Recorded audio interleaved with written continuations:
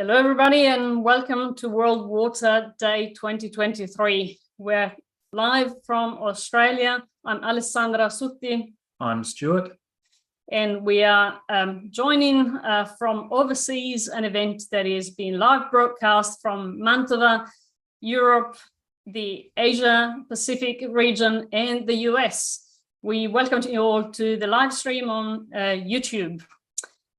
We are in Australia, and this is an official event. And in Australia, we have a protocol that involves thanking the people that looked after this land for this long, whose land we meet today. As part of that, we will now undertake the acknowledgement of country. We wish to begin by acknowledging the Wadawurrung people of the Kulin Nations, who are the traditional owners of the land on which we here are gathered today. We pay our respects to the local people for allowing us to have our gathering on their land and to their elders past, present and future. We are here in Australia, but we have a live stream from Mantova, which we are going to connect to now. Mantova, are you there?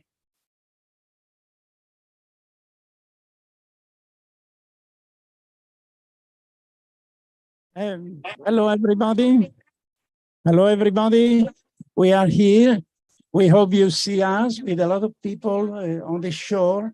They are Hello, running Mantova. away. We see you now. Oh, thank you very much.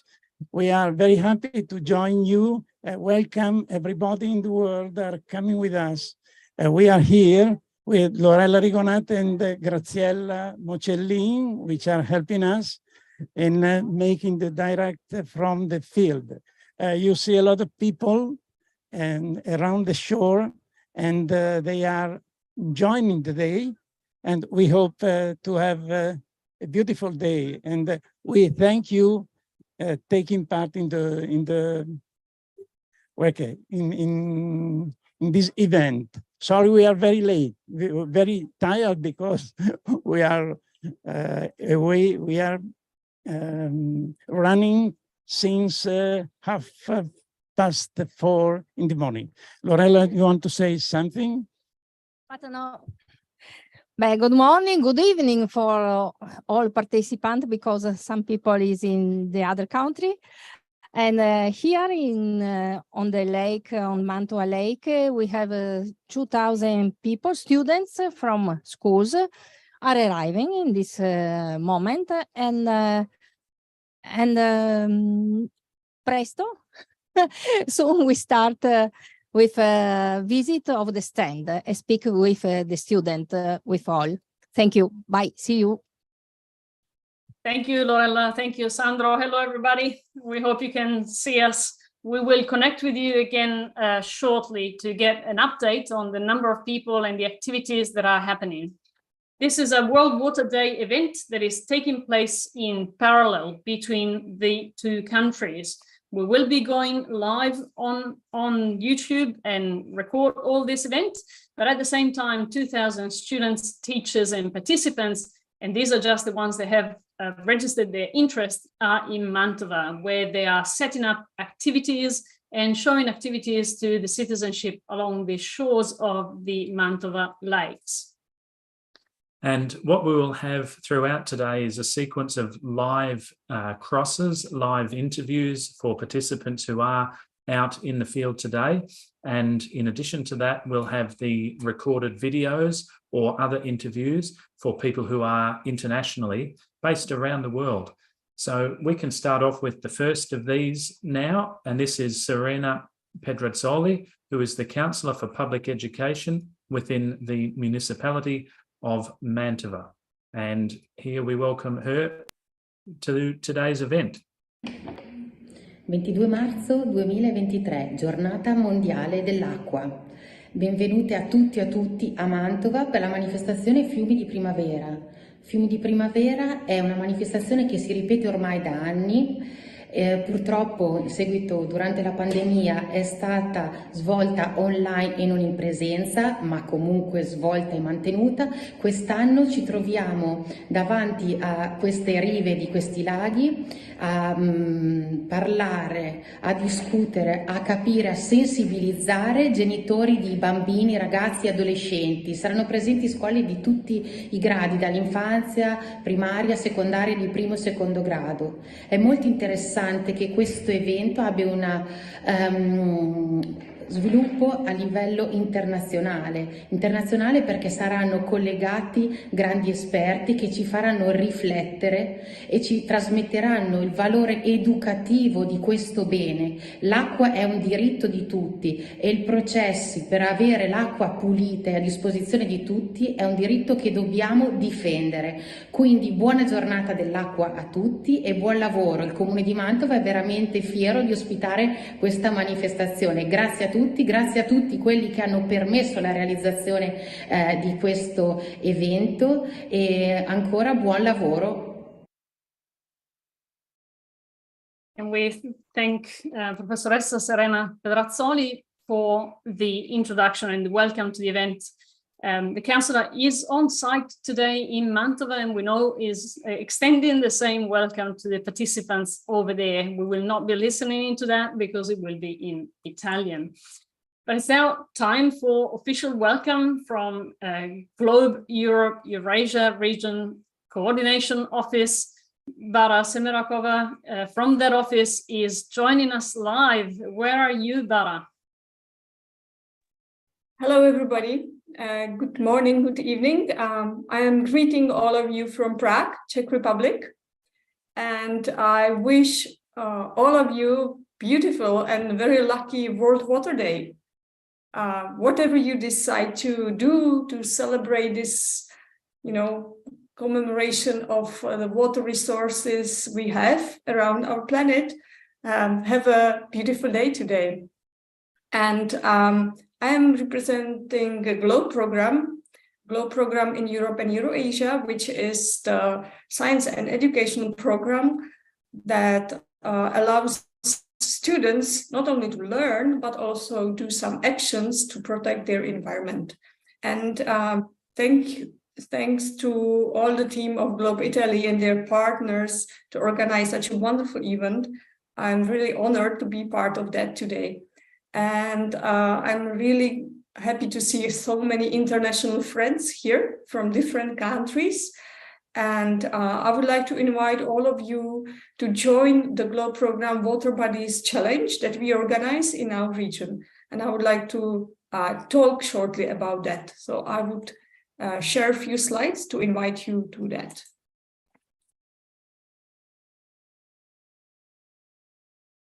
So I guess that you should be seeing it now. Yeah. So Water Bodies Challenge is starting this week, and it will take 2 months. And in those 2 months, the students and the teachers, they can do several challenges which are related to water bodies around their homes or around their schools. Be it water or water in the river or in a lake. This can be any place that you have nearby. Perhaps you live close to the shore, so you can even work with that. And what I want to say is that anybody can be part of that. And if you register for our challenge, you will then receive a kind of checklist, which you can, where you will see which activities you can do. Because it's not really moving. I will try it like this. Okay. Yeah. So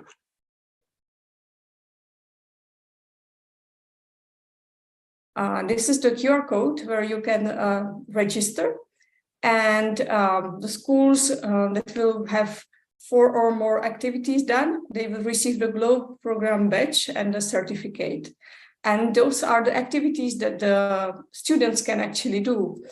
They can map the land cover around the water body with the Globe Observer app. That is a very easy to use application where you can map the landscape and vegetation or also clouds around your water body. You can do some very practical things like make an awareness campaign on water resources or for your community. You can organize a cleanup day around your lake or river or seashore. You can make obviously research. You can make a poster and so on. You can even come with your own idea. So this is our offer. You can select whatever you manage to do in 2 months. And then once you're registered, we will send you a link to Padlet and you will be able to share your results on the Padlet, the stories of your water bodies, your research, or the screenshots. And I just want to say that we had participants from 9 countries last year. We had some Italian participants too. As you can see, this is one of the posters we received. We received beautiful Globe Observer snapshots of water bodies around different countries, as you can see here, different habitats. And it's really great to see this diversity and what students can do. So thank you. Join us. And this is just one part of what the GLOBE program is doing. And I think that the director of the GLOBE program, Dr. Tony Murphy, will tell you more in the video, which is following my presentation. So thank you. Enjoy today and keep in touch. Thank you, Bara. It's always a pleasure to have you. And it's a very successful campaign you have been running, the Water Bodies Challenge. We look forward to seeing a lot of participants from all over the world. And we hope that today's video can capture even more participants on the ground who might have been able to scan the QR code as you put it up, as well as online. We have Dr. Tony Murphy, as you said, who kindly shared a video. He's the director of GLOBE's implementation office. He unfortunately cannot be with us as he is traveling back from a meeting in Asia. Thank you so much, Bara. We look forward to seeing you again. So we're going to share Tony's video. He kindly just recorded it for us.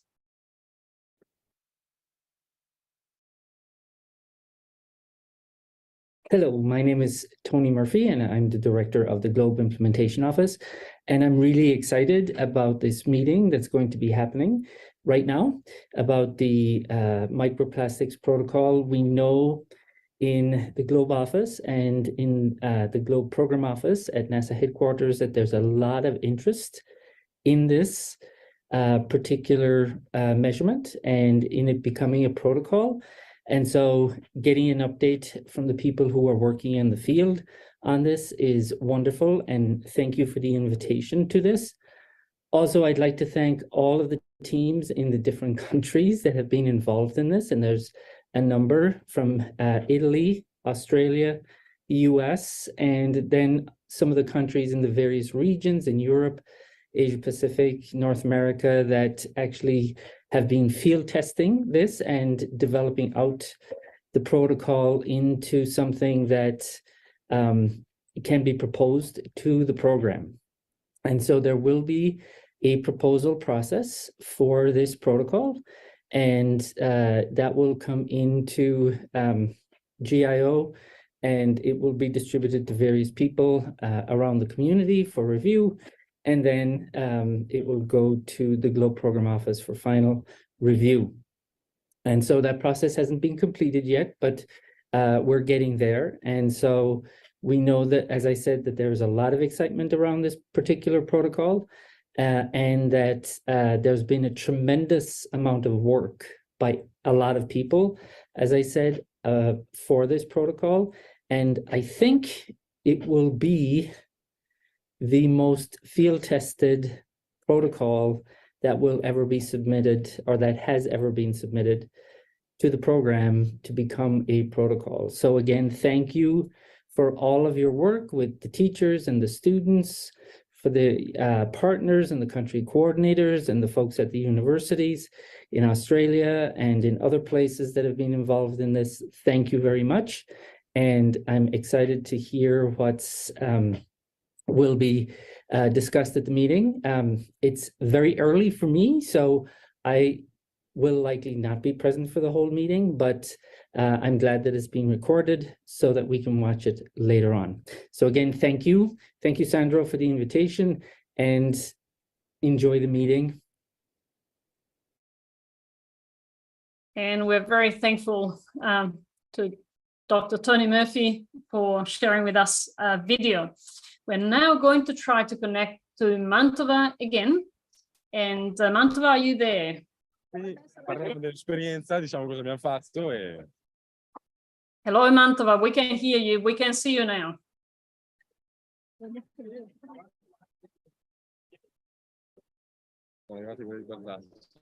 Mantova, do you hear us? Mantova, hello? And now, Francesco and Alessandro from Fermi Secondary School in Mantova. Yeah, mine is in ITS. And I'm in the Liceo. So, okay, so we are here today at in Mantova, and it's the National Day of Water. We are here showing everyone what we found in the various lakes of Mantova and various rivers around here. And yeah, the results are not exactly good, you'd call them, because we found many microplastics here. And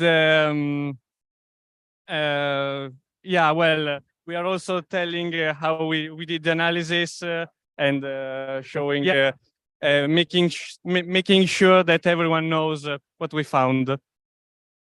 So we took the waters from the lakes and the river Mincio, and we analyzed them through a filter. So we filtered the water, and on a membrane, we found, thanks to a microscope, plenty of microplastics.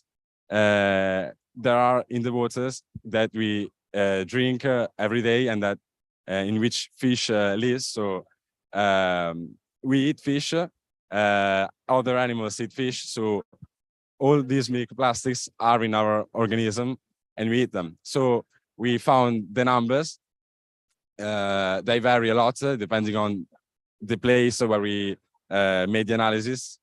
And yeah, so we have plenty of microplastics, and that's a problem because they are dangerous for our organism, and we don't want them in our body. We eat about 5 grams of microplastic per week, so that's a huge number. And now we are showing people, as you can see, there are little kids from elementary and middle school that are looking at the data, and we hope to inspire people to do better, to pollute less our waters, because they are part of the environment and we should protect them. Thanks, well done. And now from Mantova to Udine in northeast of Italy, please. Hi everybody, I'm Diego Tollon. And I'm Giovanni Baronchelli. We are students from the 4th grade of the secondary level school. We are from Malignani in Cervignano del Friuli. And we are here to talk you about salt wedged. Salt wedged is consists in the rising of sea level upstream river, where in the mount where we can see the formation of 2 different layers. At the top we can see the layer of fresh water, which is less dense. At the bottom we see the salt water, which is more dense. Also, the last summer in the northern Italy regions and so in Friuli Venezia Giulia, we saw a water crisis.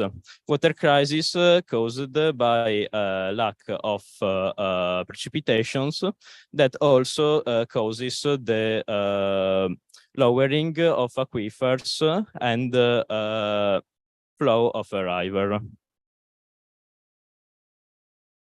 We wanted to verify how much this phenomenon also concerns the Ausa River, which passes through Cervignano, where our school is located.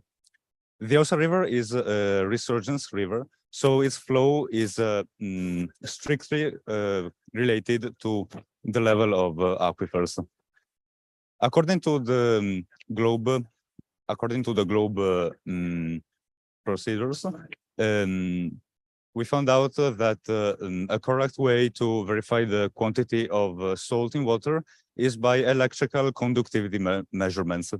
So we took many conductivity measures at different distances from the mouth of the river and at different depths in order to trace a profile of the river. We found out that the salt wedge is detectable at a maximum distance of 10 kilometers far from the sea, while it should be detectable at the maximum of 5 kilometers. So this is clearly a problem. Salt wedge has negative effects. It damages the river ecosystem and plants and animals which live in this ecosystem. And of course, salty water can't be used for agriculture because it leads to soil desertification. So considering the low precipitation trend that we are facing, next summer we are going to repeat the measurements in order to monitor this dangerous phenomenon. Thanks. Thank you. Thank you, Ale. Now we start with Italian direct, and so see you soon. Bye. Ciao. Ciao. See you soon. Thank you guys from Mantova. Now we are going from Mantova all the way to Italy again with our first keynote address, which is an interview to Andrea Goltara, who's the director of the Italian Center for River Restoration.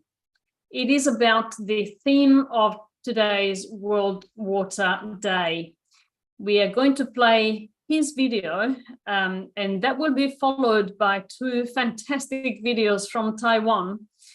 One on the importance of water monitoring from the Keelung Anle Senior High School, and the second on microplastics monitoring from Taichung Municipal Feng Yuan Senior High School. We do apologize to our friends if we're not pronouncing the names of the schools correctly. We thank you very much for sharing your videos with us, and we will be keenly playing them now. Hello, Andrea. Thank you so much for accepting our invite to come to talk to us. The theme of this year's World Water Day is accelerating change to solve the water and sanitation crisis. And this sounds exactly like the work that you do, which is all about catalyzing positive change. You have international level experience in river management, and you are the director of CIRF. Can you tell us a bit more about what you do and what CIRF does?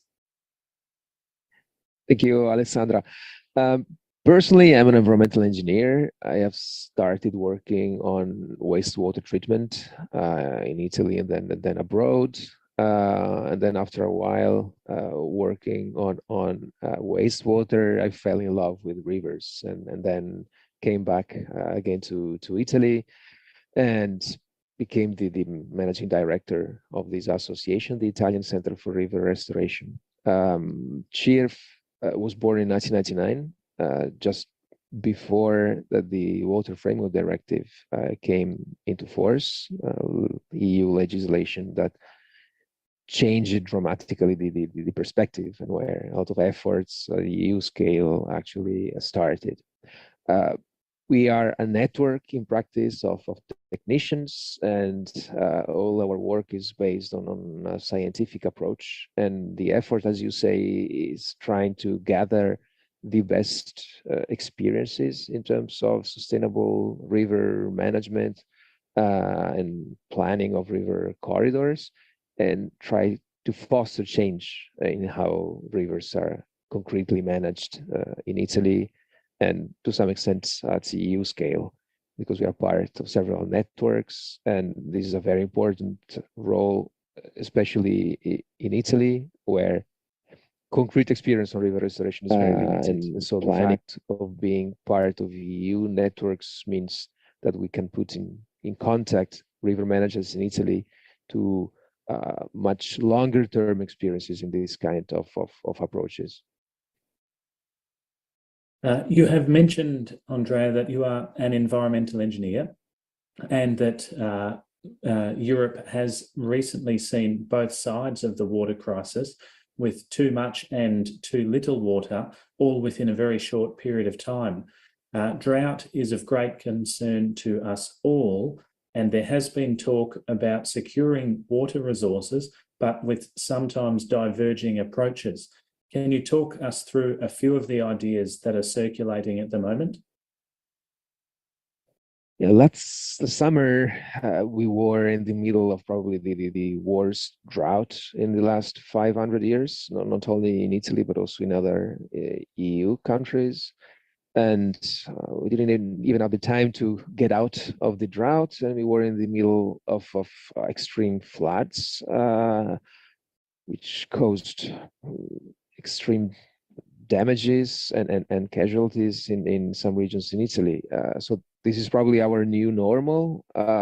We are jumping from droughts to floods, and even the definition of extreme events is changing.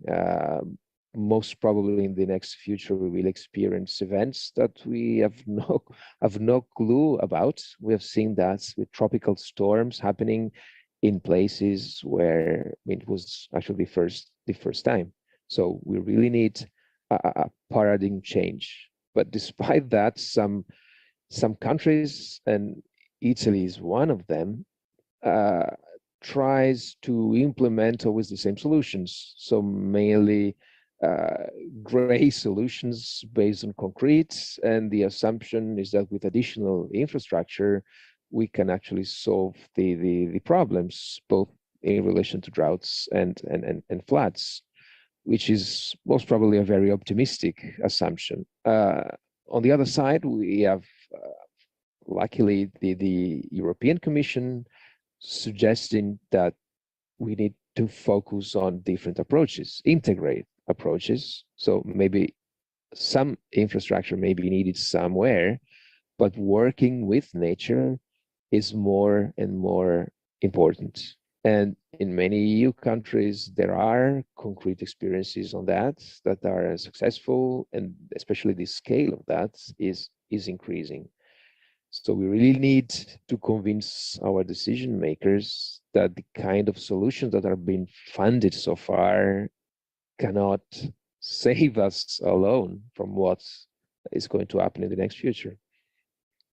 You talk about infrastructure, and our minds go immediately to dams. We wonder, what are your thoughts on dams, which many engineers just want to build along rivers everywhere? And why do you hold that view?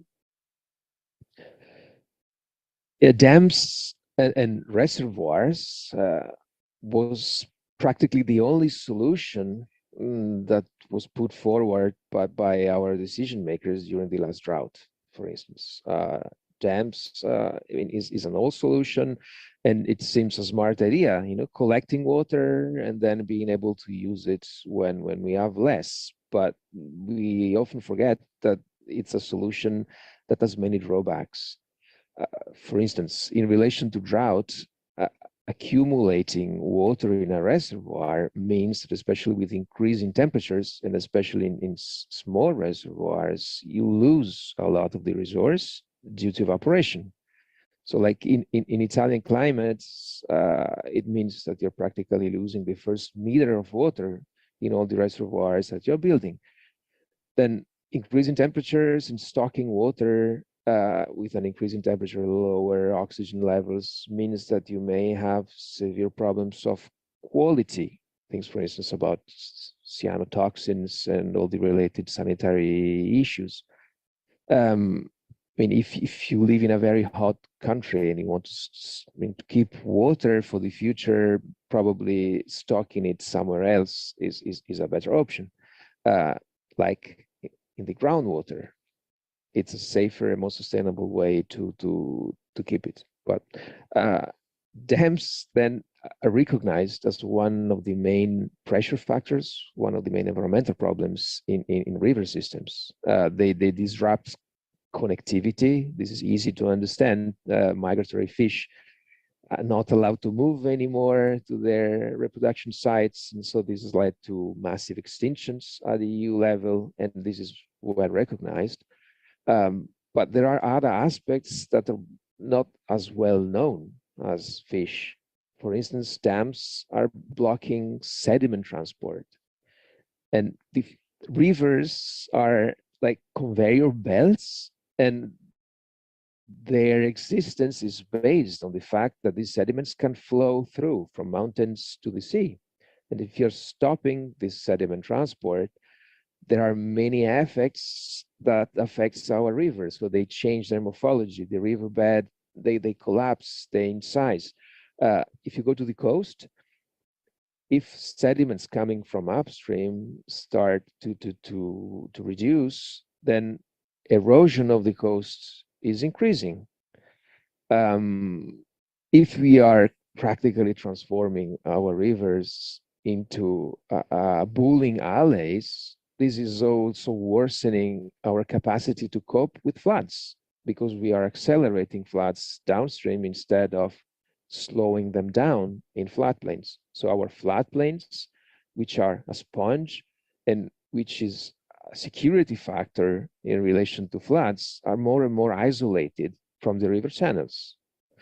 Groundwater table is getting down due to this river incision, and so we are losing access to water. Our riparian vegetation is dying due to lack of water, again, due to lack of sediments, salinization of aquifers. If riverbeds are incising and then the groundwater table is going down, salty water, saline water from the sea is going upstream and upstream. And so we are losing again resource. So as you can see, I mean, a supposed solution for drought is then worsening problems downstream, both in relation to droughts and to floods. So we really need to keep in mind these links, and similar issues related to floods. We always think that, you know, we can solve the problem just with brute force. So building higher and higher dams and embankments and bank protections, but this is often worsening the problem because it's just shifting it downstream instead of using the space that we have to slow it down.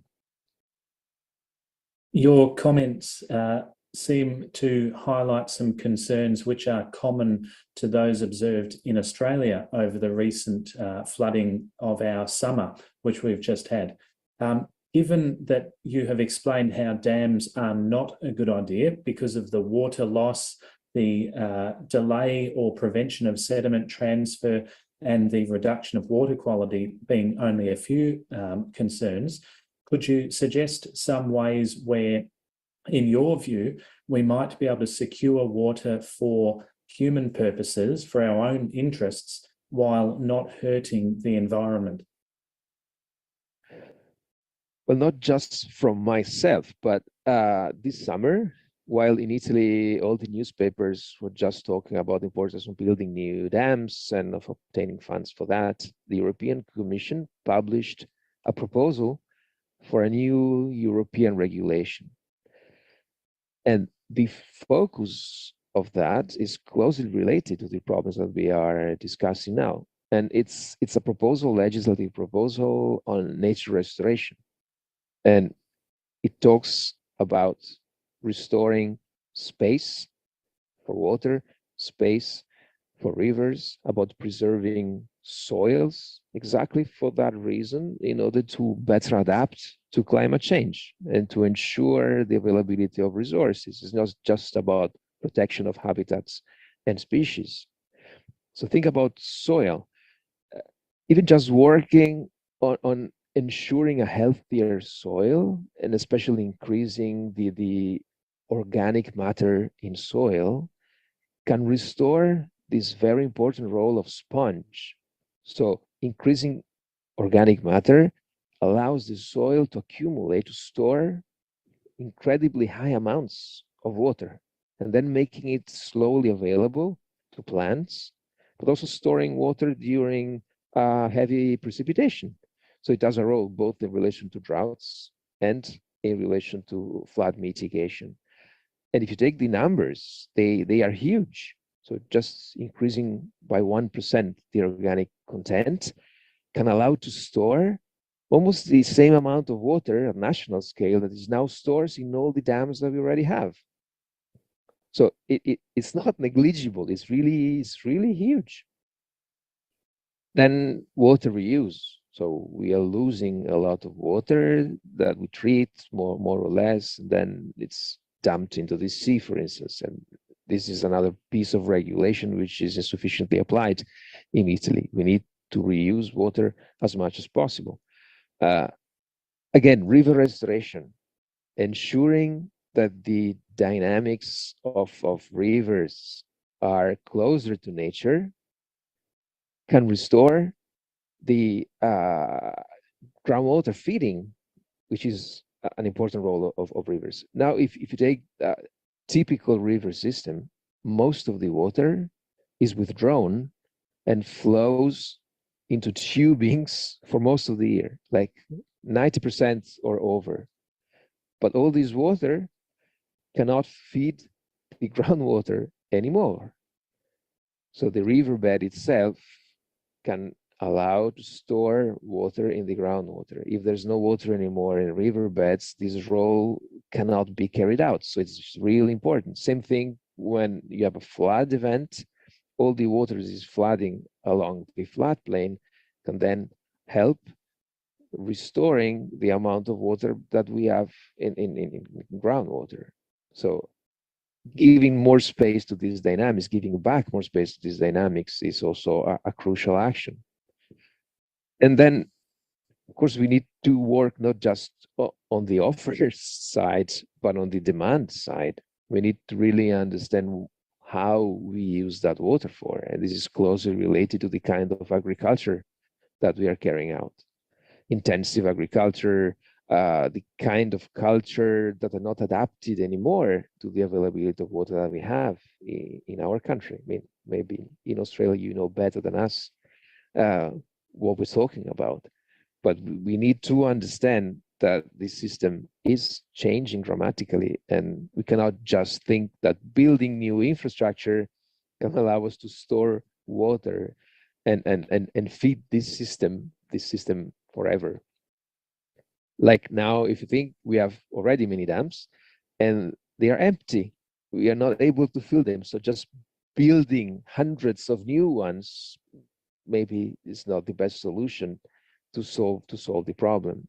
You have a similar issue if you think about artificial snow. It's not directly related to the drought we're talking about, but it's also, I think, a very clear example of the reasoning. Snow is rare now. It doesn't snow anymore as it used to do in the Alps. And so the solution is building reservoirs, accumulating water, and producing artificial snow. 90% of the ski areas in Italy now could not work without artificial snow. But then we need to take that water from streams that have less and less water, because we are losing our glaciers. And so, I mean, and the temperature that we have will not allow anymore to produce artificial snow. If you think the forecast say that by 2030, 2050, we will have probably 10% of the snow that we have now, and the temperature for most of the time will not allow it to produce even artificial snow. So we are building more and more infrastructure in the mountains, losing landscape for something that probably will become useless. So we really need to understand that we need to change the way that we use our territory, our landscape, and adapt, not just basing on infrastructure, but working with nature. Those are great points, Andrea. And you also mentioned the small things that can be done, increasing the organic matter in soil, reducing our consumption. We are not the government, but we are many, many individuals. What would you suggest as the one thing that each and everyone could focus on, especially this year, to try and accelerate change in the right direction? I think everyone firstly can try to inform better and try to understand the pros and cons of the different solutions, because if we don't understand, then it's very difficult to take a position. We need to understand if we have to be happy or not whenever we see works along a river. Maybe if we understand, we should not be always happy if we see a huge embankment being built, then maybe we could speak out loud a bit more and influence our decision makers that in the end just try to be elected another time, and so being more visible, more active, even in the small events that happen in our communities, is what will drive change in the end. Thank you for your time, Andrea. We learned a lot of interesting things today, and many of these insights will be particularly of value to the people who are watching us today. You cannot be with us today in presence because you're talking probably with politicians, and we wish you all the best in this mighty mission you have. And we appreciate your technical explanations and the language that you're using so that many people can understand, because while you're looking at Italy in particular, these are common problems, common challenges across many nations around the world. Thank you for having me and for organizing the event, and happy World Water Day to everybody. Bye. Thank you.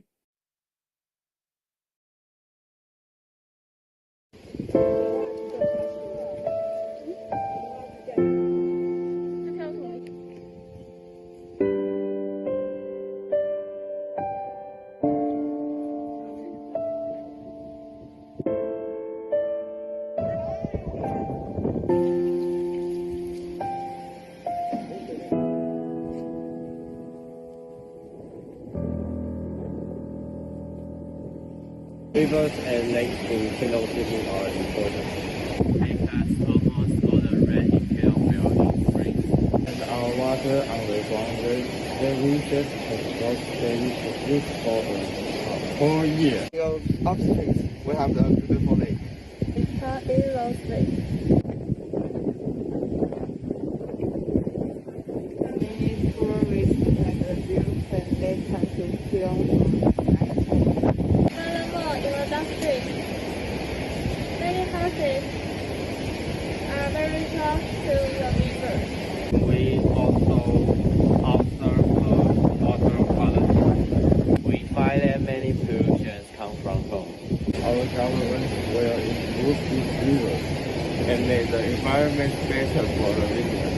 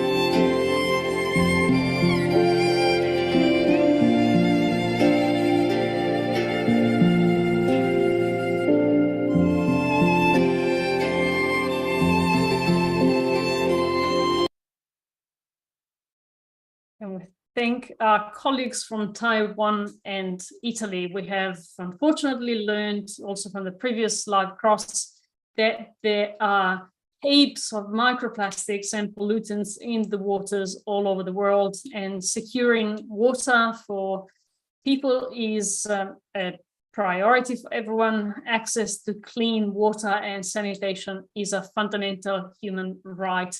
And we can see here how students can make a huge difference to their municipalities just by running education sessions, but also analysis in their own water bodies.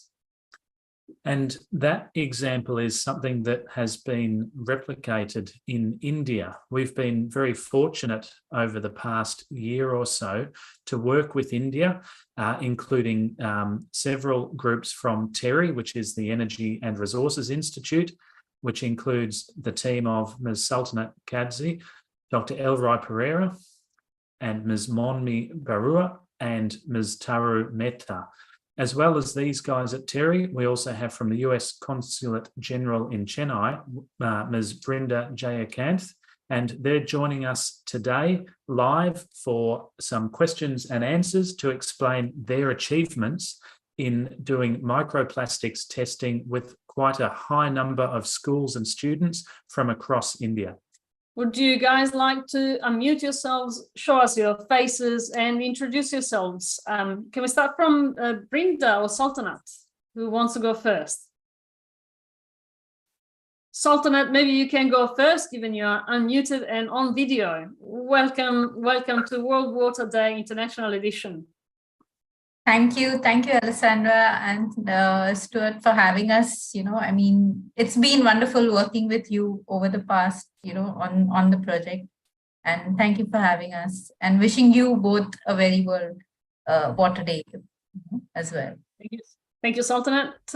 Brinda, would you like to say hello?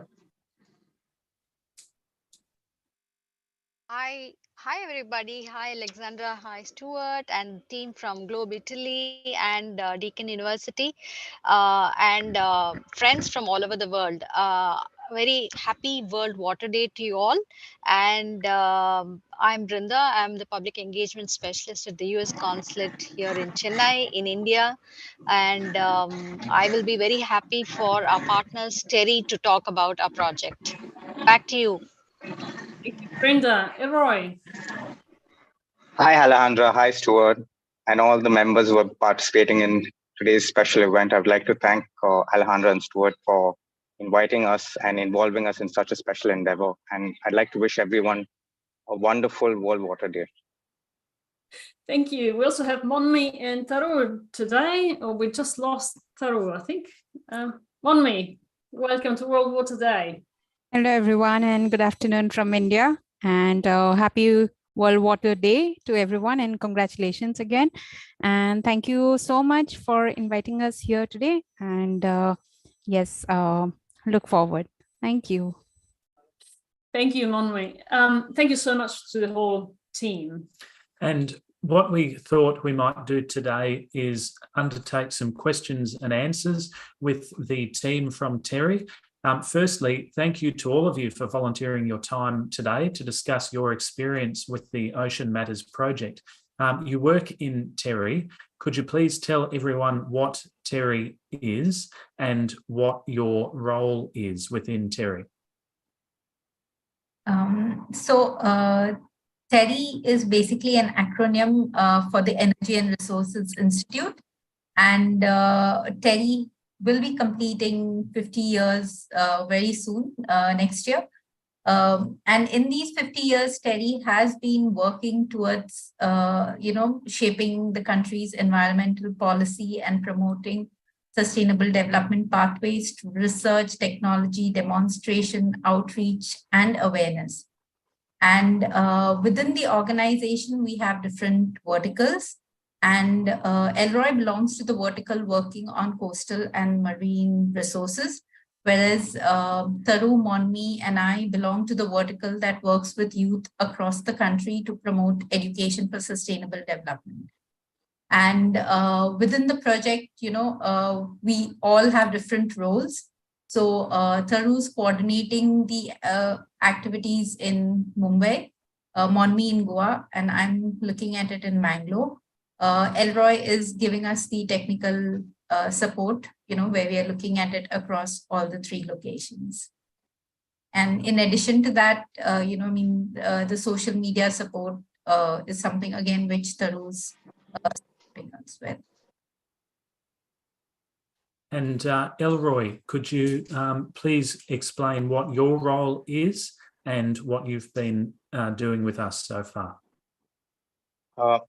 So I've been helping teachers and students come to terms with how the sampling and handling the operation of the Nalgene unit. And most of the teachers have found this an extremely innovative and new experience. So coming to terms with the entire thing was a very interesting challenge for us. So our role in this project was helping the teachers, first of all, participate to learn new things and ready themselves to measuring microplastics with respect to the project. Sultanat, Terry was awarded this grant, the Ocean Matters grant for the US State Department mission to India. Can you tell us about the project aims and timelines? You're muted, Sultanat. Yes. So what I was saying is that the project was something which was commissioned in 2021. We had, the US Consulate General Chennai has a mandate to work on issues related to oceans. And so they had announced a grant to promote the GLOBE and the marine microplastic monitoring protocol. So as a result of which, Terry applied for this application, detailed how we would go about with this project. And our application was selected, and that's how we began working on this project. And we started looking at, the issues of oceanic health in the context of climate change and marine pollution.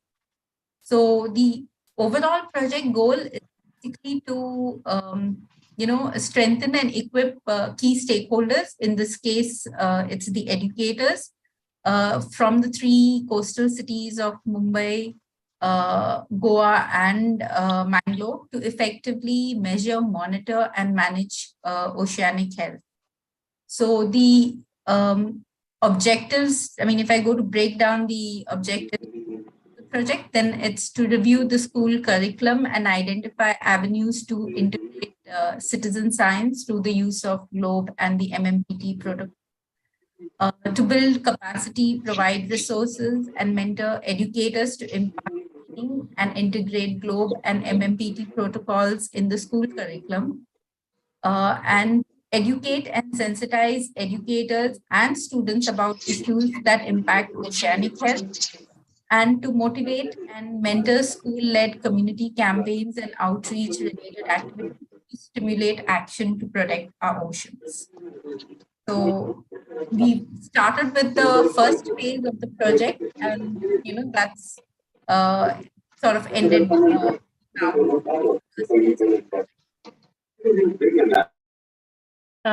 Thank you, Sultanat. Sorry, we were having a bit of background noise from Elroy's camera, I think. Elroy, we might come to you now. And Sultanat has described a very ambitious project. Can you give us an idea of this? What have you done in the first phase? How many schools? How many students? We've worked with around 100 schools, and we've worked with so many teachers. So in the first phase of the project, it was a huge learning experience for us. And as soon as COVID was over, the schools and teachers per se were reluctant to participate in such a long-term project. And as the focus was on academics, teachers began to become more enthusiastic. And as the process moved along, they soon dropped from the online mode and there was more involvement. So initially we focused on reviewing the school curriculum, involving teachers in understanding the GLOBE parameters, and overall connecting with the teachers and allowing them to understand the project objective of addressing issues with respect to oceanic health and climate change and marine pollution. So we have had, to be exact, precisely 103 schools that registered for the project. And in the course of the project, we have learned many things. And we've had around 218 educators and close to around 1,000 students, which is a massive number. So more importantly, the schools are now amplifying what they have learned from us. The teachers have learned from us and have learned and allowed the students to learn new things. So most importantly, the schools have also initiated many programs on their own. And there are campaigns which have amplified what we have learned over the course of this project. So on that forefront, there's a lot to be learned and there's a lot to be done, but we have made an excellent start. That's really good to hear. Sultanat, you've mentioned that there's quite a number of schools and it's a big program. Where are you sampling? Where are the schools sampling, and how did your team identify the sampling sites? And can you explain why these sites were identified as important? You're muted, Sultanat. We chose sampling sites, that are best, that best describes the unique coastline of the western part of India. And while looking at the sampling sites, we were looking at the ease of access and feasibility for each school, because safety was also a concern. Once we had these sites identified, we shared this with the schools. And we have focused on collecting samples from the sea and estuary, around the coast, so as to create a real-time baseline data related to temperature, salinity, and the presence of microplastic in the coastal waters. So this has been, the first step to gather data and monitor the coastal waters in the context of climate change and marine pollution. And since this data is collected locally by the schools, so when, as Elroy mentioned earlier, so they are amplifying the information. So, that information then, the response from the community is very different, because it's something which is collected by members from the community itself.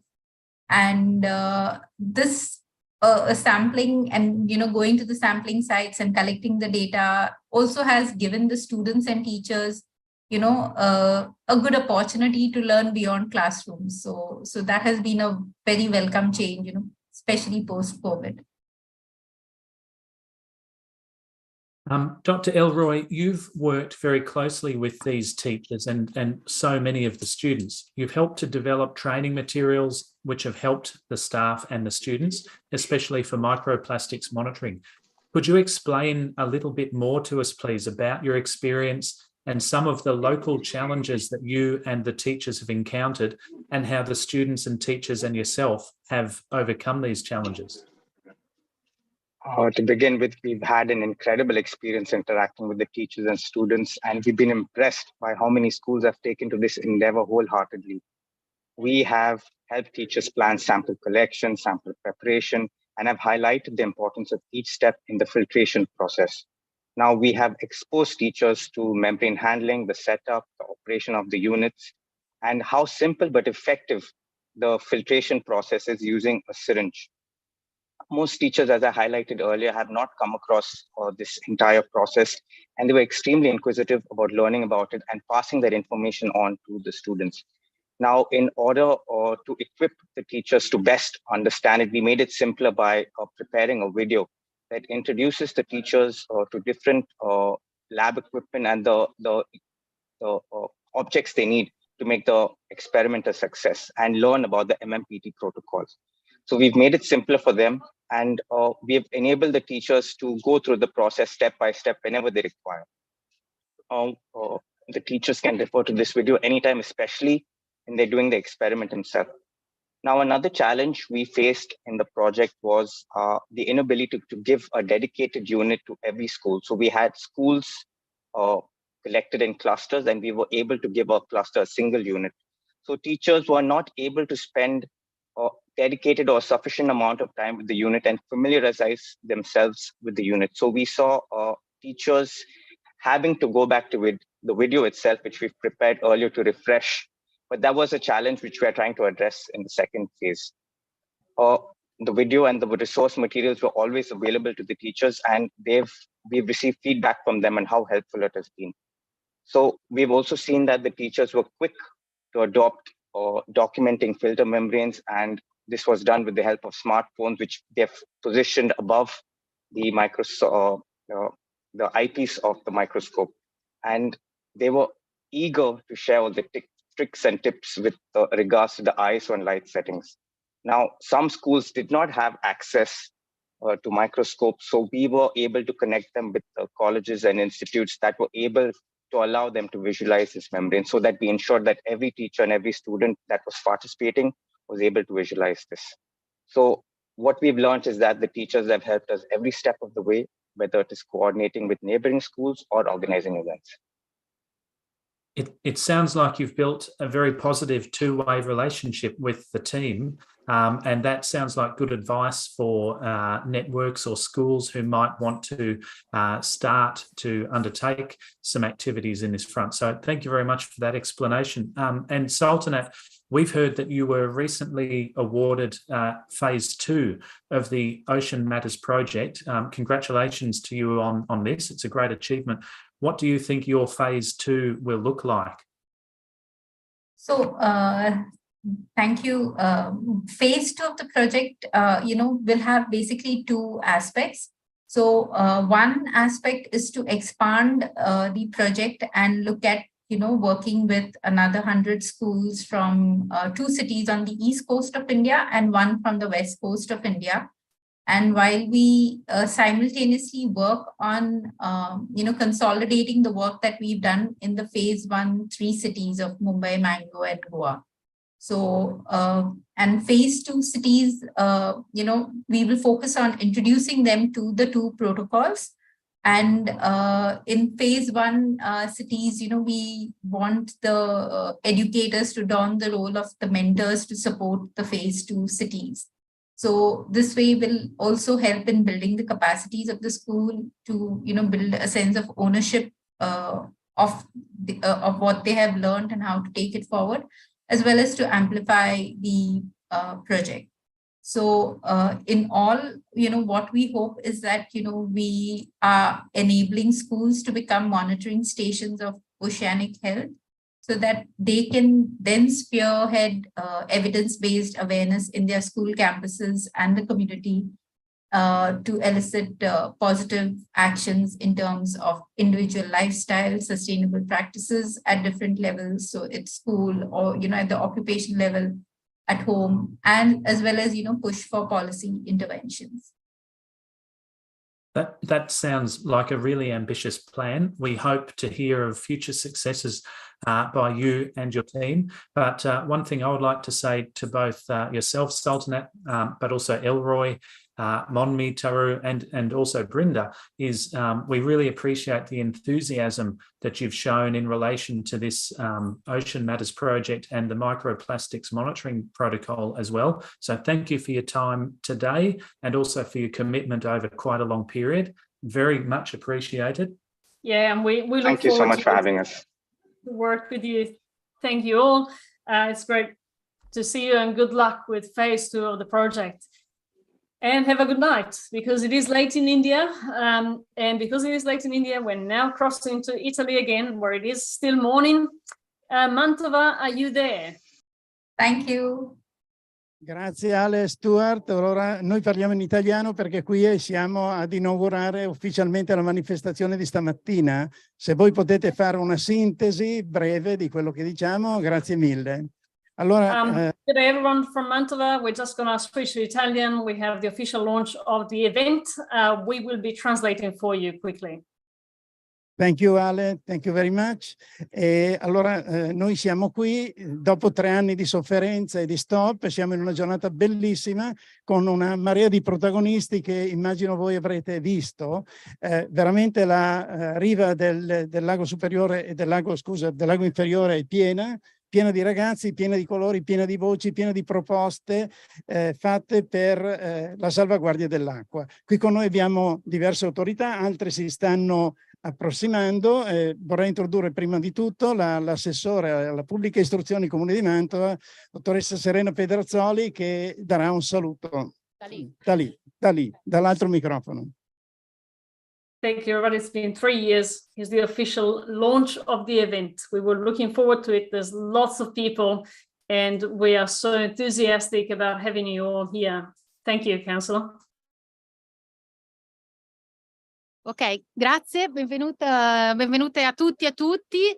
Grazie Sandro, veramente Sandro Sutti, che è l'anima di questa manifestazione, la 23esima edizione. Ci sono stati 3 anni di stop, naturalmente per cause ormai note a tutti, e io credo che quest'anno si sia ripartiti con ancora più energia, anche perché abbiamo dei collegamenti a livello nazionale e internazionale, sono presenti molti paesi, dall'India alla Croazia, Taiwan, quindi quello che accade oggi a Mantova è d'eco per tutta la popolazione mondiale.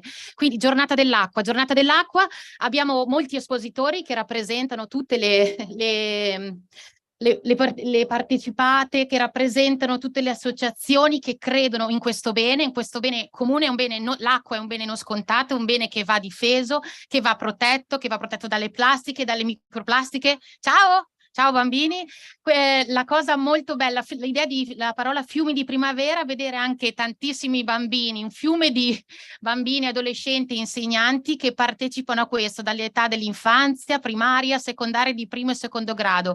È un lavoro molto importante, è un lavoro di divulgazione scientifica. Quest'anno il tema della giornata internazionale indetta dalle Nazioni Unite sull'acqua è proprio l'accelerazione del cambiamento per risolvere il problema idrico, il problema idrico-sanitario, quindi è la fattibilità, l'azione. Io sono convinta che qui oggi ci possano essere delle persone, dei ragazzi, dei bambini e dei docenti che siano proprio gli acceleratori di questo cambiamento, quindi una divulgazione scientifica di qualità. Ringrazio i docenti che hanno partecipato e credono e sono un esempio continuo per tutti i ragazzi che nel loro modo di agire, per credere in questo pianeta, per difendere, per parlare di sostenibilità, perché poi attraverso l'acqua si arriva ovunque al nostro pianeta. Mantova è un comune plastic free, quindi anche in questo abbiamo chiesto oggi di non portare bottigliette d'acqua, quindi azioni materiali fattibili.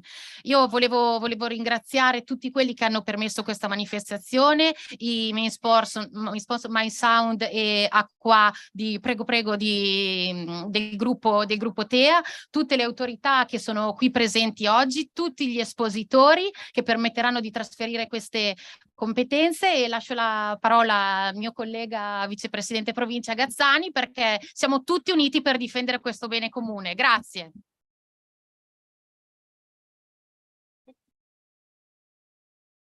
Grazie Serena, mi unisco ai saluti e ai ringraziamenti al signor Sandro per la egregia organizzazione di questo evento. È la prima volta, confesso, che partecipo a questo evento in qualità di pubblico amministratore, e con particolare emozione abbiamo accolto e visto quanta partecipazione in questa giornata mondiale per l'acqua ci sia. L'emozione rappresentata dai tanti ragazzi che stanno iniziando ad apprendere attraverso la didattica, attraverso i loro insegnanti, la tematica del bene primario che abbiamo, che è rappresentato dall'acqua. Quando nel 1992 le Nazioni Unite hanno deciso di istituire la giornata mondiale dell'acqua, fissandola nel 22.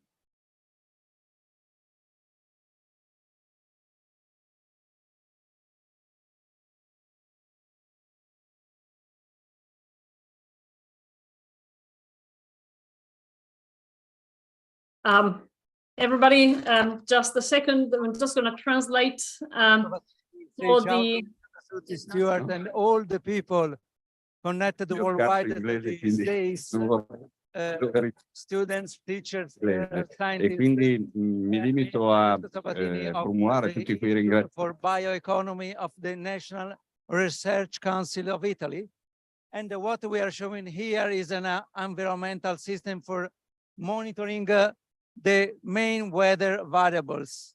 We have sensors connected to a main hub that is connected to the GPRS network, and that send data every hour to our server in order to have the situation of the weather situation under control. What we call here is an agrometeorological station, because we measure also, for example, soil moisture in order to know the condition, the level of water in the soil, in order to driving the main operation, irrigation, supply irrigation to the culture. And so we have a sensor for measuring rainfall, temperature, solar radiation, and wind speed. And more, we have a sensor for soil moisture. And so all these sensor can send data to the main hub here. And from the main hub by GPRS, the data are transferred automatically on our server. And we have a picture of the instantaneous picture of all the situation. And so in order to driving a rational approach for agriculture and for operation in the main fields, experimental fields, or for farmers or plant nursery. And so in all the different situations, we can check the condition and decide if we have to supply water or to make some other intervention. Thank you for your attention. Thank you, Mantova. Thank you, Mantova. Thank you very much. It's great to see you all there. I'm just going to quickly summarize what the authorities said in the launch. Thank you, everyone. It's been 3 years since we've held this live, but we've been running for 23 years with this. We can see the energy that is coming from all the people, that probably because of the lockdowns, we can see people from all levels of schools, and an excellent science communication effort from all the schools. The theme of this year is accelerating change to solve the water and sanitation crisis, and nothing is more important. You all here are the catalysts of this change, the accelerators of the change. Those of you who will be growing up in a few years, you will have to be the agents of change. Mantova is a plastic-free place, or at least today is a plastic-free event, and we're trying to implement actions that are doable and accessible to everyone. We wish to thank all the sponsors that are here today: MySound, AQA, TEA, which is the Water Management Authority, all the authorities, all those who are helping us provide an event today to you all.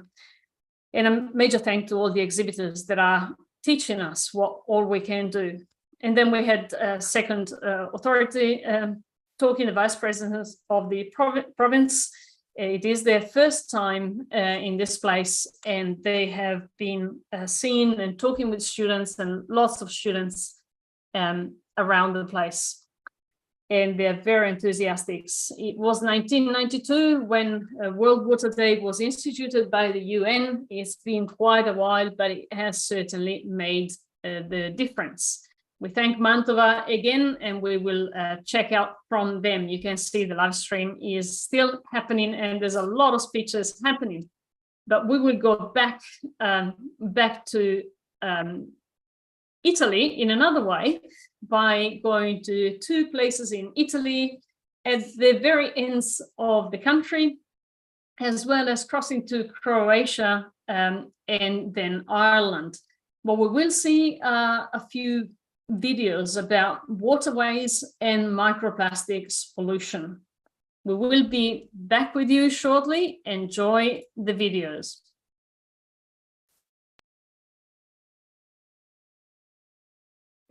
Knowledge is the first step to protect the world and change what is wrong. We attend Adanegri Secondary School in Lodi, and last year we joined to the 2022 Microplastic Monitoring Campaign, a campaign to detect and monitor the presence of microplastic in Italian streams. The campaign is part of Microplastic Monitoring Protocol Trial, a project which is testing and experimenting a new protocol for detecting microplastics in water bodies all around the world, with the contribution of many schools. We wondered if microplastic were also present in the Adda, the river that flows near our school in Lodi. We chose a survey station near the Adda rapids and sampled the water, also measuring its temperature and pH. At the school, we filtered the sample using a vacuum biological filtration system and membrane filters, with pore size of 0.35 microns. Then we observed the filtrate under microscope, counting, photographing and measuring the size of each microplastic detected, in order to send the data to Australian researchers. In the water of the Adda, we found 32,000 plastic fragments, 26,000 synthetic textile fibers, 86,000 textile fibers of vegetable and animal origin in 1 cubic meter of water. They are a lot. They are deposited on the fields, and we can eat them with the agricultural products or with the meat of the animals that have fed on forage grown on the fields. They accumulate in our body and can cause damage to health. We want our parents, all citizens, and our politicians to know the things too, and try to change their behavior so that they will no longer contribute to the increase of microplastics. In the next few years, we will create a website to make other schools and citizens aware of the problem of microplastics. You are never too young to start changing the world. Change starts with us. Let's build the world of tomorrow together. Keep following us.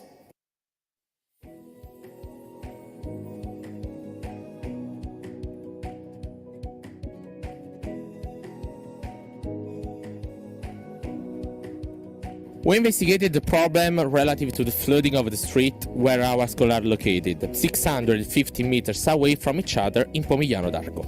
The rains from September 2022 to today have not been frequent, but it happened that in just one day, November 22, 2022, the rainfall reached 63.6 millimeters of rain, causing flooding due to the overloading of the sewage system. The houses and the streets covered the ground, depriving our territory of the ability to drain rainwater, reducing general evapotranspiration and thus varying the natural hydrological balance. Surface runoff in sealed areas reaches significantly higher flood peaks than in non-urbanized areas. The construction of rainwater drainage systems has the purpose of mitigating the effect of waterproofing. Through Google Earth and Eurosat.eu, we analyzed the artificial sealed areas and agricultural surfaces in the vicinity of the school, and used the hydrological balance equation in natural conditions. The study was performed considering two surfaces located in nearby area. One is the courtyard, and the other one is a surface of a farmland. Both areas are flat and limited by paved roads, with drains that allow rainwater to flow into the urban sewage system. We estimated that 280.6 millimeters of water fell on the ground of our school. Based on the rainfall data of ANCE Campania from 2016 to 2021, we have also made future forecasts of rainfall in our municipality with the triangulation method and Google Form Air. The rain gauge stations close to the Pomigliano d'Arco are installed in 3 cities: Naples, Camaldoli, Ottaviano and Caserta, which are arranged at the vertices of the triangle of which Pomigliano is the geometric center of gravity. Starting from the data of these 3 stations and through the calculation of weighted average, we were able to estimate the water that fell in Pomigliano in the reference period. The weight for the average was calculated as the inverse of the distance of the 3 locations from the bar center of Pomigliano d'Arco. We have deduced that the annual rainfall should decrease by but the problem will not decrease with it, because what does the most damage is the intensity of the rainfall in a few hours. In conclusion, to overcome the problem, urban drainage channels could be created to drain the water. But let's keep in mind the important role that nature can play in shaping our cities of the future to be more resilient, livable, and prosperous.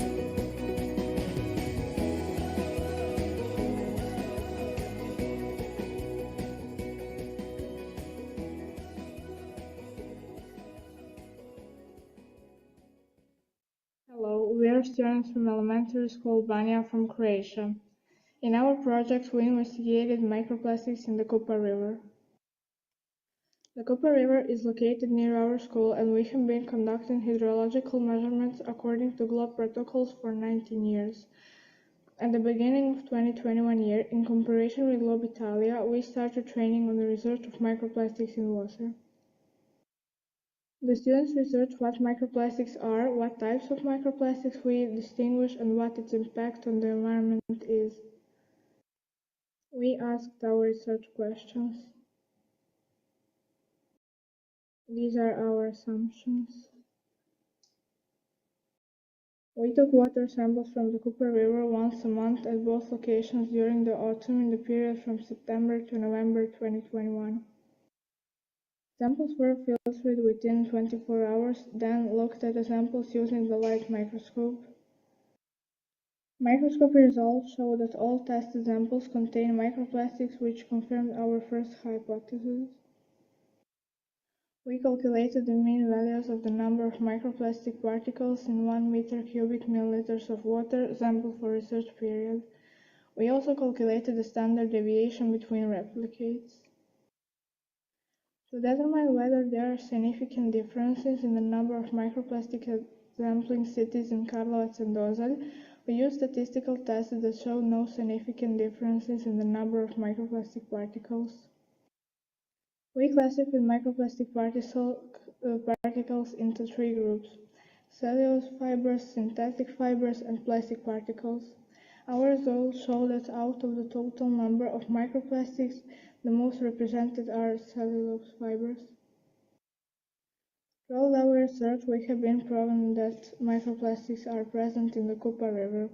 People fish and use the Kupa River for agriculture and recreational purposes, allowing microplastics to enter the food chain. We represented this research in our local community and educate them on methods to reduce the proportion of synthetic and cellulosic microplastic fibers in water. This is our literature. Thank you for your attention.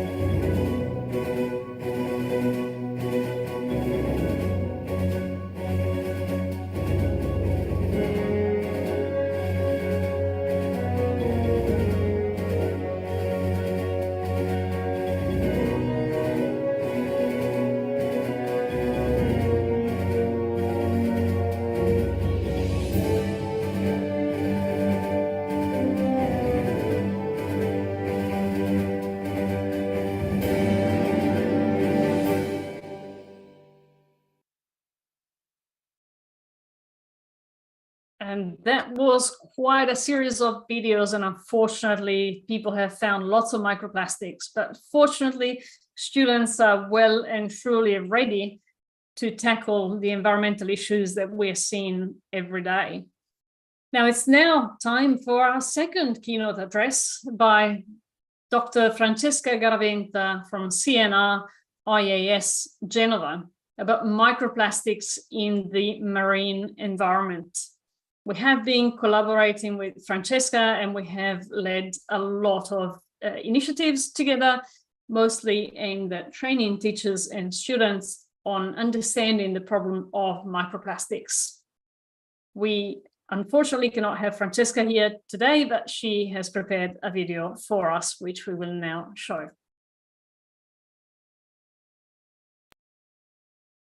Tutti, sono Francesca Garaventa, ricercatrice presso l'Istituto per lo Studio degli Impatti Antropici e Sostenibilità in Ambiente Marino del CNR. Sono una biologa marina e mi occupo di plastica. Noi siamo sulla Terra da circa 200-300 mila anni, ma diciamo che la nostra presenza si fa sentire e abbiamo lasciato dei segni molto importanti della nostra presenza, tanto che attualmente noi stiamo vivendo in un'era che viene definita antropocene, cioè l'era geologica attuale è caratterizzata dal fatto che le nostre azioni lasciano dei segni indelebili sull'ambiente. Pensate che nel 2020 è stato stimato da dei colleghi, da dei ricercatori, che la massa di origine antropica presente sulla Terra ha superato la massa naturale. E se parliamo di plastica, attualmente sulla Terra noi abbiamo 8 gigatonnellate di plastica rispetto a 4 gigatonnellate di animali. E diciamo che è un dato abbastanza allarmante, ma tutta questa plastica dove va a finire? Spesso purtroppo rimane ingestita sulla costa come rifiuti. Si stima che ogni anno vengono prodotte circa 400 milioni di tonnellate di plastica e di queste circa il 3% poi finisce nell'ambiente marino, circa 12 milioni di tonnellate. La maggior parte di queste sono proprio derivanti da rifiuti non gestiti. Una volta in mare la plastica va in corso a frammentazione, diventando sempre più piccola fino ad arrivare alle cosiddette microplastiche, quindi frammenti di plastica di dimensione inferiore ai 5 mm. Ci sono tante domande aperte sulle microplastiche, che effetti hanno, dove sono, quante ce ne sono nell'ambiente, e noi ricercatori, grazie ai finanziamenti di progetti nazionali ed internazionali, cerchiamo di capire, appunto, dare delle risposte a queste domande. Per quanto riguarda la presenza delle microplastiche in mare, noi andiamo in mare facciamo delle campagne di monitoraggio, e le abbiamo fatte un po' in tutto il mondo, dal Polo Nord nei Caraibi e in tutto il Mar Mediterraneo. Andiamo a bordo di navi di vario tipo, in collaborazione anche con diverse ONG, e siamo in equipaggi formati da persone spesso molto divertenti e con le quali si lavora molto bene. Su queste navi raccogliamo campioni di acqua, di organismi e di sedimenti utilizzando diverse, attrezzature. Una volta in laboratorio analizziamo questi campioni per andare a capire quante microplastiche ci sono e di che tipo sono queste microplastiche. Qualche dato per farvi un esempio: ad esempio nel Mediterraneo noi troviamo nelle acque superficiali circa 4 particelle di microplastiche per metro cubo nella zona del santuario dei cetacei, oppure se ci spostiamo nel Golfo di Napoli o nelle isole Tremiti circa 2 particelle per metro cubo. Se lo rapportiamo alla superficie sono numeri che superano il 1.000.000 di particelle per chilometro quadrato. Ma se andiamo a prendere l'acqua anche solo 10 metri sotto l'acqua, sotto la superficie, questi numeri aumentano e ad esempio nel santuario dei cetacei passiamo da 4 particelle a metro cubo in superficie a 268 particelle per metro cubo sott'acqua. E questo è un problema, perché sott'acqua, nella colonna d'acqua, c'è una maggiore probabilità che gli organismi possano ingerire queste particelle. Infatti, insieme ai colleghi dell'Università delle Marche abbiamo analizzato più di 500 organismi appartenenti a 25 specie diverse e abbiamo analizzato quante microplastiche contenessero i loro tessuti, e circa il 20-30% di questi organismi conteneva almeno 1 o 2 particelle di microplastiche al suo interno. Di cosa sono fatte queste microplastiche? La maggior parte, vedete queste colonne blu e arancioni, sono formate da polimeri quali il polietilene e il polipropilene, che sono 2 polimeri che sono molto prodotti in Europa, perché con questi si fa l'usa e getta, il packaging, quindi tutto quello che noi utilizziamo e che poi velocemente buttiamo. Quindi sicuramente la ricerca, l'industria stanno facendo molto per arginare questo problema, però sicuramente anche le nostre scelte personali possono influire sull'impatto che la nostra attività hanno sull'ambiente marino. Quindi chiudo con questo messaggio che cerchiamo di essere il cambiamento che vogliamo vedere nel mondo. Thank Francesca for her contribution. It is indeed saddening to hear that there are microplastics in the environment that are being taken up by the food chain. We're now wondering if we have a connection from Croatia. Mihaela, are you there? Hello, everybody. I'm here. Hello, Mihaela. How are you? Great to see you again. Great to hear you Great to again. see you all. Yeah, it's quite a pleasure to be in front of all of you and to listen all of this good practice about water research and very, very useful information. Mihaela, you've been one of the pioneers working with the microplastics analysis all over Europe, Eurasia, and we thank you for your contribution so far, which has been fantastic. You have a presentation to share with us today. Would you like to share your screen? Okay, I hope that you can see it on the screen. We can see your screen indeed. Yeah, good. So basically, I will in short time present you what did my students do in a past time with the microplastic monitoring protocol trial and what they succeed to find. So basically, they assume that there is a huge problem in underground, as well as in the sea and in other water sources.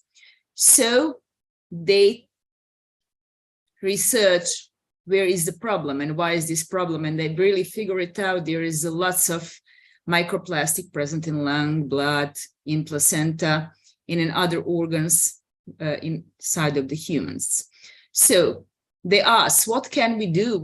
How can we help? So they managed to start with some good ideas, and they managed to start with some projects which they basically were managed to finish. So first they had an idea to do the microplastic detection software. Okay, I said, good idea, do it. Even warn, it's not easy job, but they start to work on it. So basically they did use the software. They calibrated with photos which were provided by you in a campaign. And basically now in this software, you can choose and input the photo, and you can put the software to see how accurate how can this photo be situated in one of the categories like fibers, microplastics, and here you can see in a blue square, there's some letters written, and it's written that 70% is the microfiber man-made. So basically, it's not still accurate as it's supposed to be, because it can only work with the good resolution photos. And if you put the lower resolution photos, then we have some weird data. So they are still in process of calibrating it. And I hope they will succeed, and they will help all of other students to make their life in microscoping easier. So as I already mentioned, they figure it out. They got information that our underground is quite polluted with the plastic because the local community use it as a storage of the waste. So Andrea, one of the students, decided to get in contact with a speleologist. She went and took some samples. Even she did the beautiful pictures and find a beautiful underwater life. And after that, the other speleologists bring us water, and we start to do the microscoping. And then recently, not the final results, but our issue were basically published in one of scientific articles.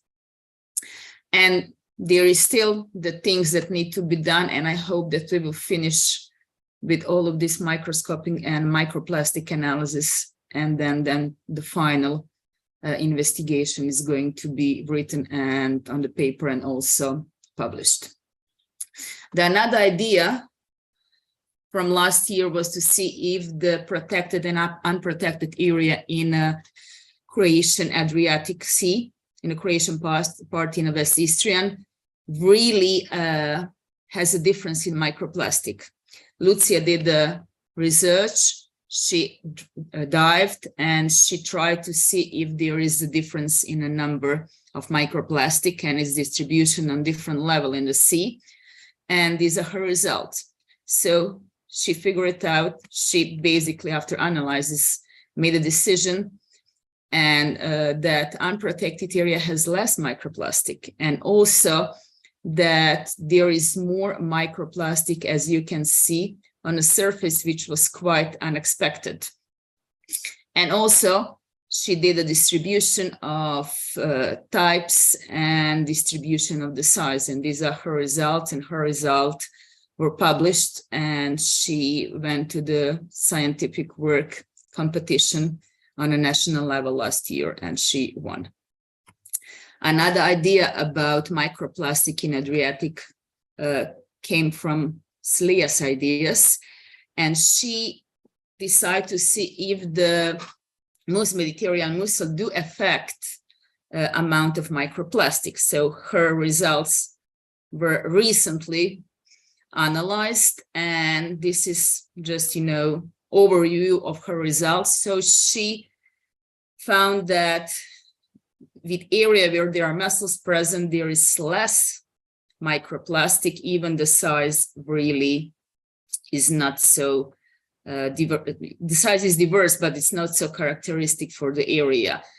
And she recently uploaded her work on International Virtual Science Symposium, and it was accepted. So now we will see the comments of judges and the thinking of the special, the people which are special in this area. So, and that was in a shortcut main things that we did recently. So thank you for your attention. Thank you very much, Mihaela. We just had one or two questions for you. The first one, with the microplastics monitoring protocol trial, did you expect that this would lead to such imaginative and diligent research by your students? No, I didn't have a clue that it will lead in all of this direction, because it even went wider, but I was just focused on the main one. So yeah, this microplastic monitoring trial really was something de novo in our society, and the students had a lot of idea how to use it to try to solve the microplastic pollution problem, or at least to determine it. The next question is about GLOBE, noting that today is World Water Day. Do you find that being a participant in and a member of the GLOBE community is a useful forum for finding new ideas or sharing findings such as these from your students? Can you please repeat the question? Have you? I lost the connection a bit, yeah. No, that is no problem. With today being World Water Day, and with this being a GLOBE activity today, do you think that being part of the GLOBE network is useful to collaborate with teachers to find solutions to ideas, but also to share your findings from your students? Yeah, GLOBE is a great network. GLOBE is a great, let's say, family to exchange the idea and to find the support. So we are very happy that we are part of the GLOBE Society, and it really opens lots of doors and supports ideas and really does support the sustainability in this planet. It's great to hear, Mihaela, and we congratulate you and Croatia on incorporating GLOBE as part of the official curriculum. That is a trailblazer type activity, and well done to you all. And you are one of our rock stars So congratulations and thank you so much for providing so much insight and inspiration for other teachers and students out there. Thank you for the opportunity. We look forward to seeing you soon. Thank you, Mihaela. Bye. Have a nice rest of the day. Thank you. Thank you. You too.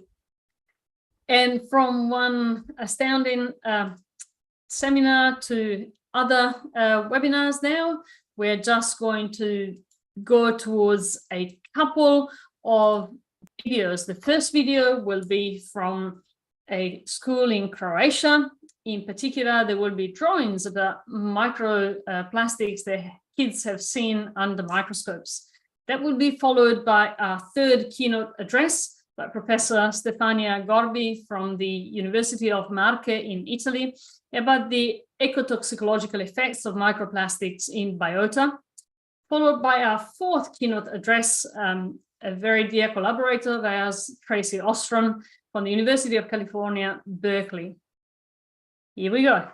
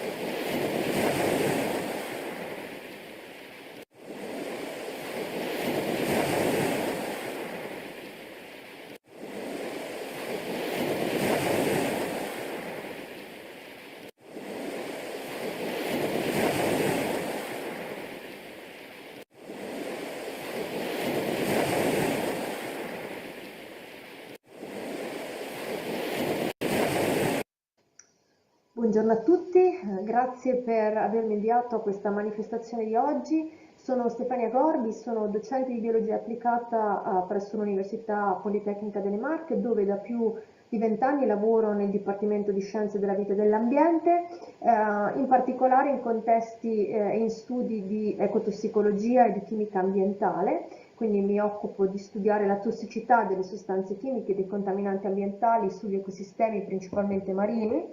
All'interno dell'università sono anche responsabile per i progetti di sostenibilità e di buone pratiche. Il problema della plastica e della microplastica, noi diciamo sempre che la plastica nell'ambiente marino, quella perlomeno che vediamo ad occhio nudo, è soltanto la punta dell'iceberg, perché sappiamo che in realtà c'è un problema legato alla presenza di microplastiche che è ben più ampio e importante. Microplastiche che sono particelle di plastica più piccole di 5 mm che hanno origine dalla macroplastica, principalmente per azione di abrasione e di degradazione degli oggetti di plastica più grandi, che diventano così microplastiche con potenziali interazioni di effetti di tossicità per il comparto biologico dell'ambiente acquatico e dell'ambiente marino.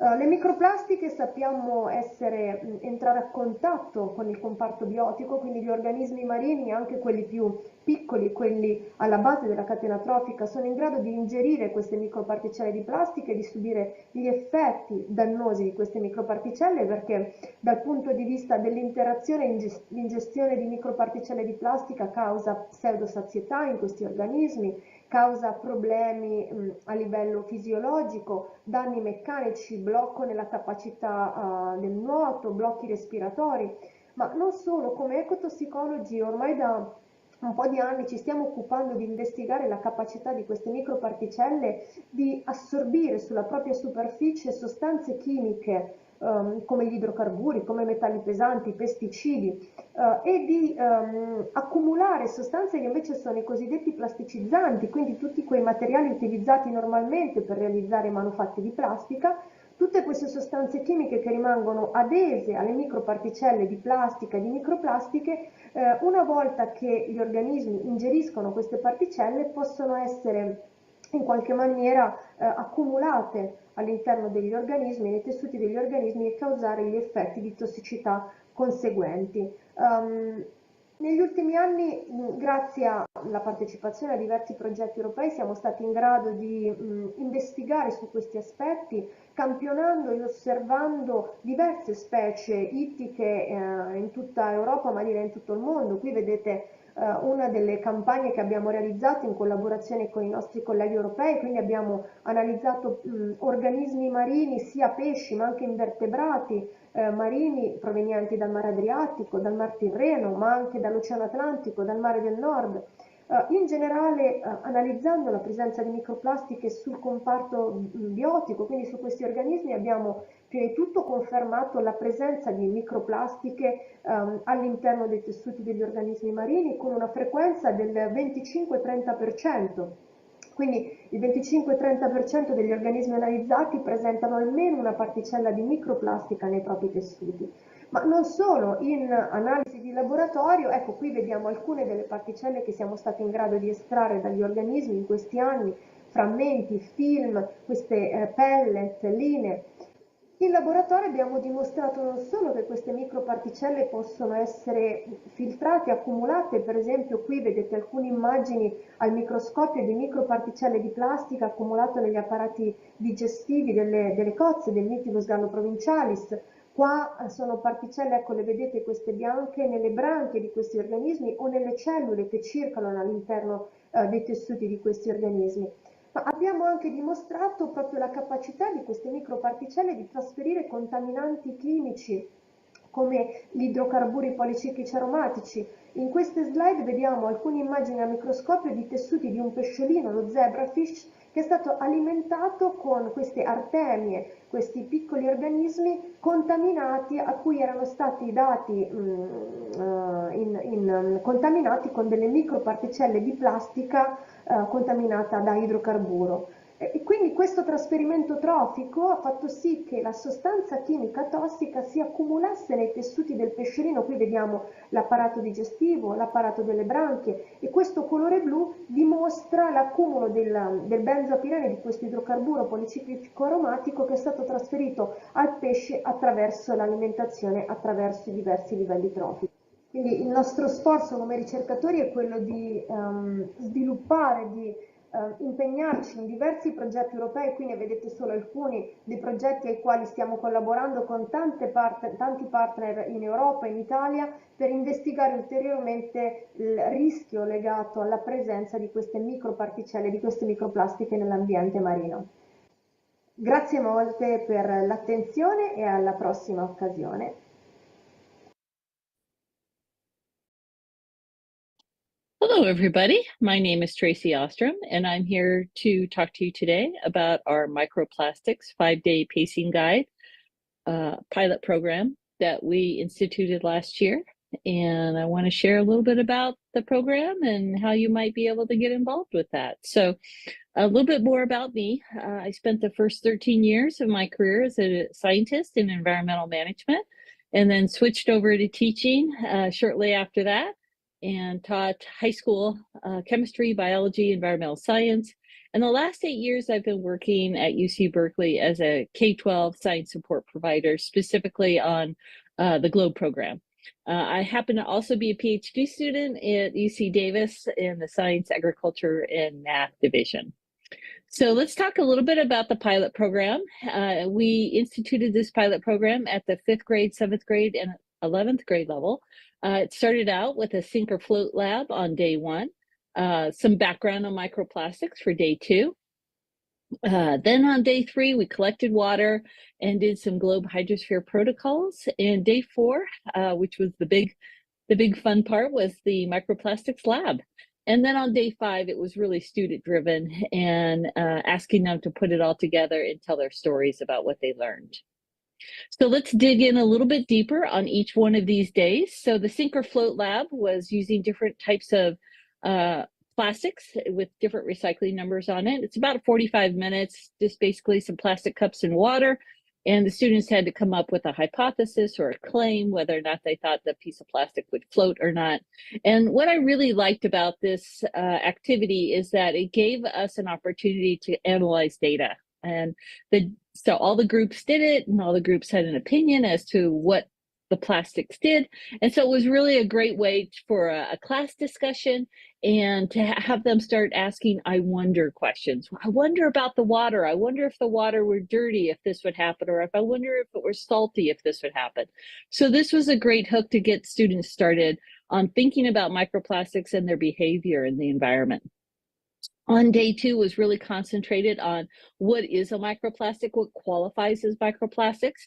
And we really tried to focus on incorporating their local environmental conditions or communities in this discussion, either through videos or guest speakers.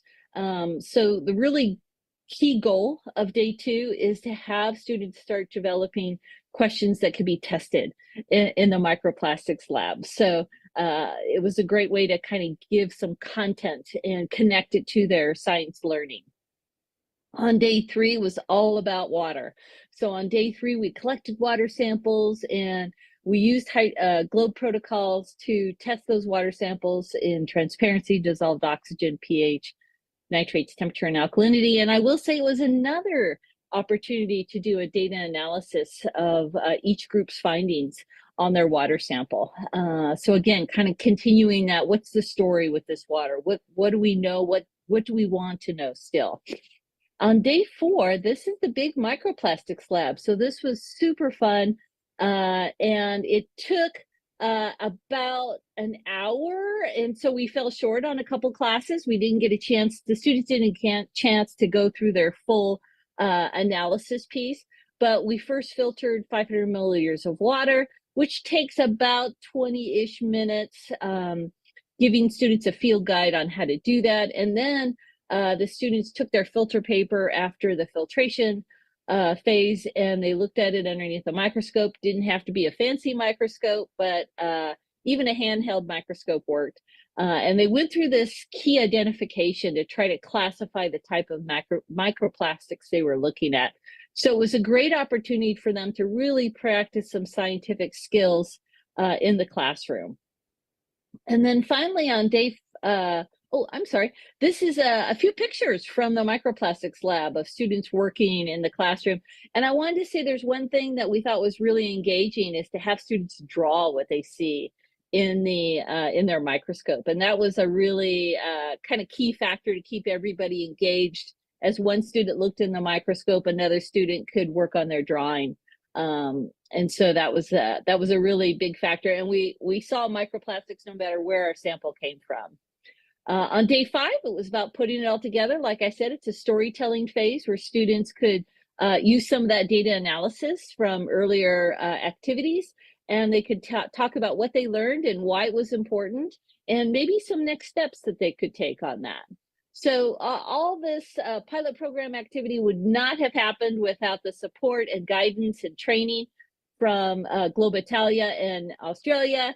And Alessandra, Stuart, and Sandro were just key pieces to this program, and we very much appreciate their support in doing this. So thank you very much for listening to this talk.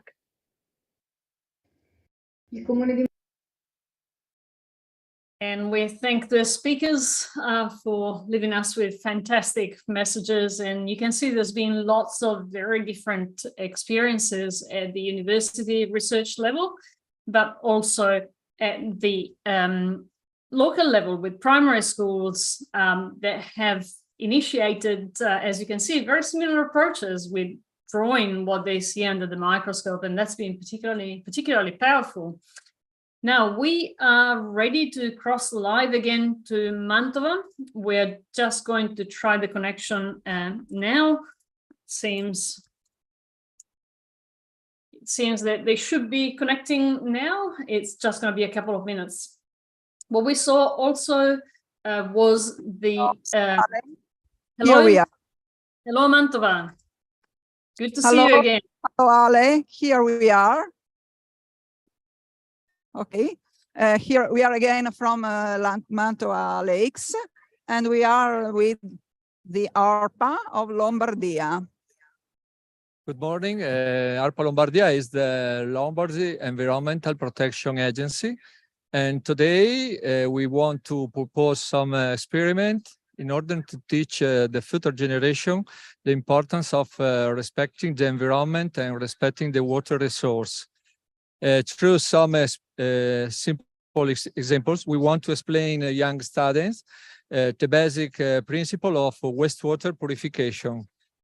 And now we can watch. Yes. The example for soil and the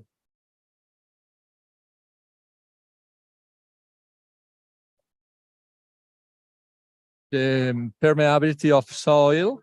We can watch. Yes, we can see the effect of the different levels of the soil in order to purify the water, I imagine. Yes, yes. And with this example, we can watch the pozzo, come si dice pozzo in inglese? Well. The well. And the water is estratto. Yes, here we have a simulation of the well where we can extract the water from the subterranean intakes. Okay, thank you. And now watch the example of water treatment, wastewater treatment. Now we can watch the sedimentation. This is the sand. The sand. No, la sediment. finale. Ah, okay. The different effect of the polluted water or sedimented one. Yes. And now we can watch the sedimentation with the chemical. Okay, the flocculant agents, yes, as ferric chloride. Yes, and here we can watch the filtration. Water.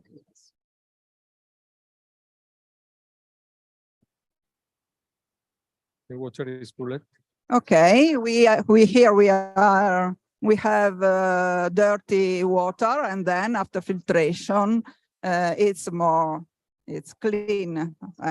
I think it's an occasion to explain to the students of the role of ARPA in the protection of the environment, I think.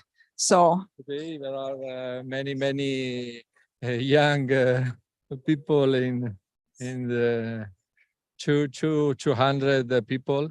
It's a big. Okay. Thank you very much. Hello, Ale. Thank you, Graziella. Thank you very much for that explanation of water filtration and purification setups. You're an engineer, Stu. Can you comment on that? It's very important that people are familiar with how much work goes into making the water that we drink safe.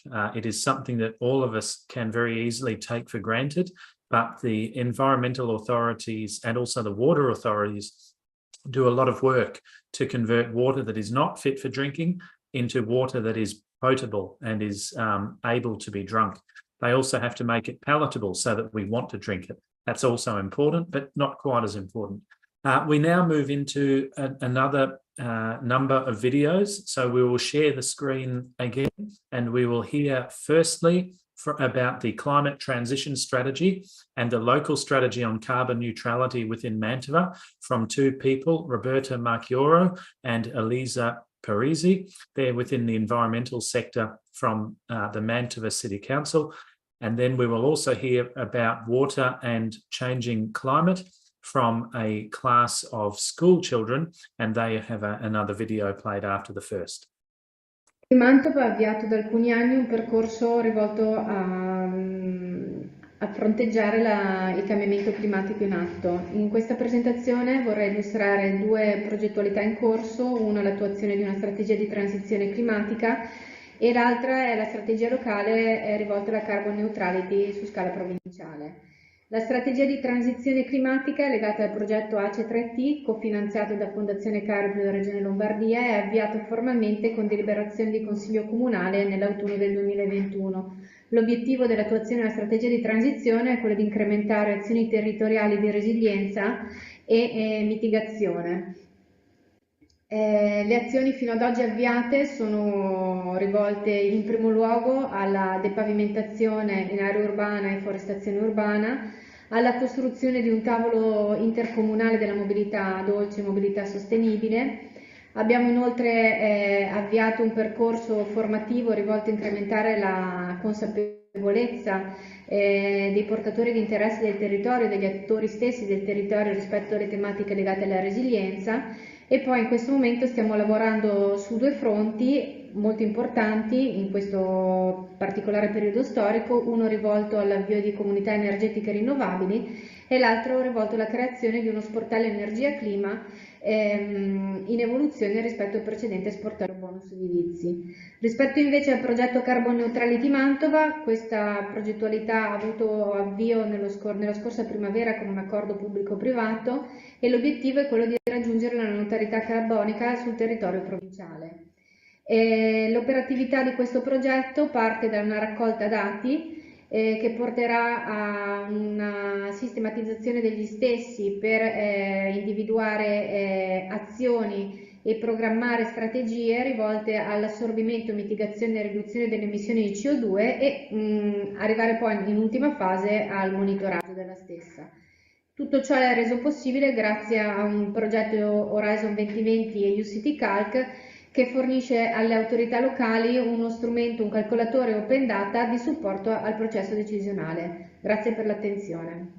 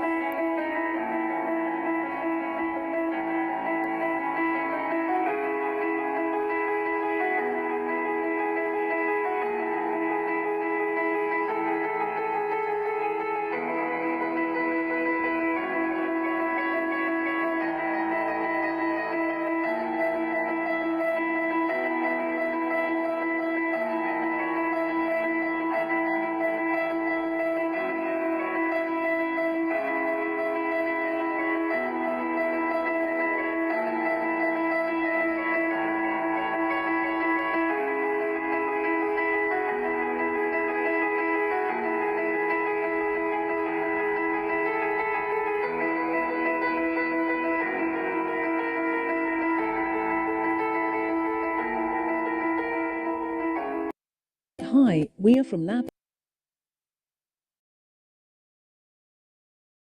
And that was two videos there. The first one was from the Mantova City Council's Environment Department, and the second one was from a school, both of which show the importance of water to us and quite thought-provoking in the case of the second video. We now have another video here, which we will share with you, which will be quite interesting. This is a website prepared by A high school is an interactive website about water as a resource that needn't be wasted. It shows us a few actions that we do every day, and it shows us how things can be monitored by networks of sensors. This is a simple way to engage the community, we guess, and it's quite an example of what can be achieved by schools using contemporary technology. It talks about not letting your tap drip, fixing your tap and closing the tap when you're not using it, because water is a critical resource and every drop counts. It also talks to us about how monitoring the environment, but also monitoring the use of water that we have is critical to ensuring that we can see when we make a difference. And so here you can see how simple devices with microcontrollers that are programmables can be connected to ultrasonic sensors, pumps and systems that allow us to either turn on pumps or turn off pumps. In this case, there was a sensor that allowed the tap to close the moment the cup was removed from under the tap, as you can see here in the corner.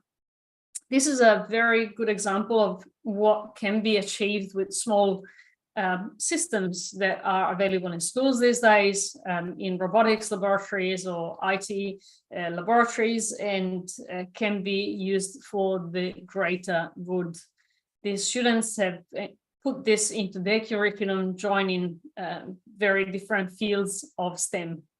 We congratulate them on their achievements. It is quite something, and it is a very interesting project that we will be sharing with the greater community. And here are the people who put this together. As you can see, it's a very interactive website, and it helps us understand a bit more of what we can do, even with small things. We're now gonna move to another video that we are going to launch. We just take a moment to launch this video. One of the interesting things that we can see is that there's a lot of students who've come up with different ways to explain how they've engaged with World Water Day. While we have a lot of videos that are being created, what is consistent is the attention to detail in how they've studied the particular topic and then tried to explain it for us today. So we're going to try to share the screen again, and the video is started on its otherwise. Here we go.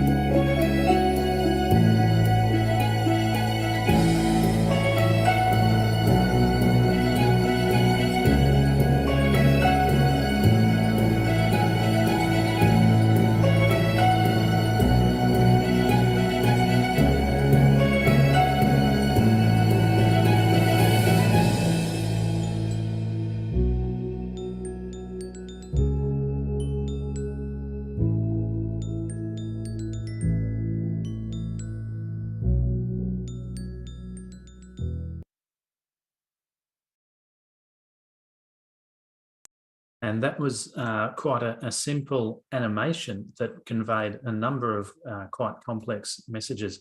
One of the interesting things is that this is highly relevant to some of the recent flood events that have occurred in Australia over the summer that we have recently had, but also to an increasing number of European river systems where flooding has become a major feature in some parts of the year, and then complete lack of water, a drought in other parts of the year.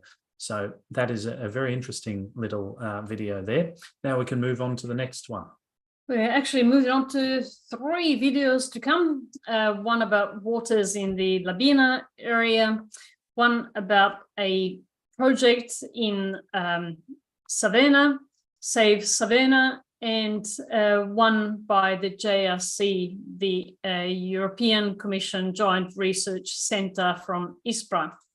They are quite different in their nature and the type of project they will show, but they're all equally very interesting. Hi, we are from Labin. We're celebrating the 25th year of Globe. Video shows the results of research on 5 water resources in Labin. We wanted to determine what is the quality of water in cisterns. Assessed quality of water from 10 cisterns in Labin. All 10 samples meet the standards in most indicators. Cisterns should be kept for the future. Examined is the quality of water of the divine springs in order to get answer to the question, can water be used for drinking? Physical chemical indicators of water are within the standards, the microbiological indicators are slightly higher. Can be conclude that water from divine springs can be used for drinking.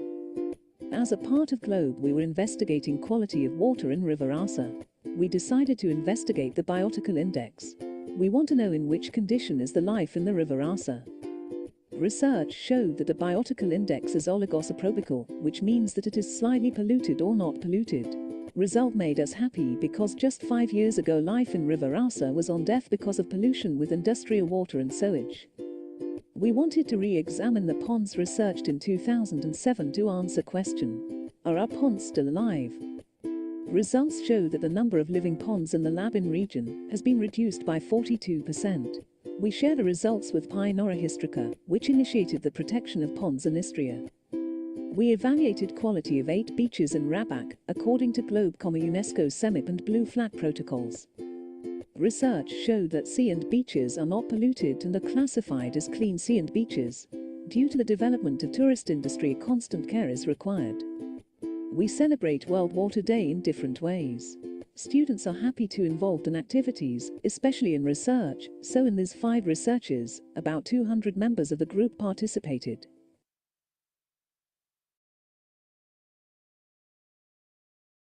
Il torrente Savena scorre al confine tra San Lazzaro e Bologna e crea una successione continua di ecosistemi aperti che vanno esplorati e interpretati secondo le molteplici dimensioni.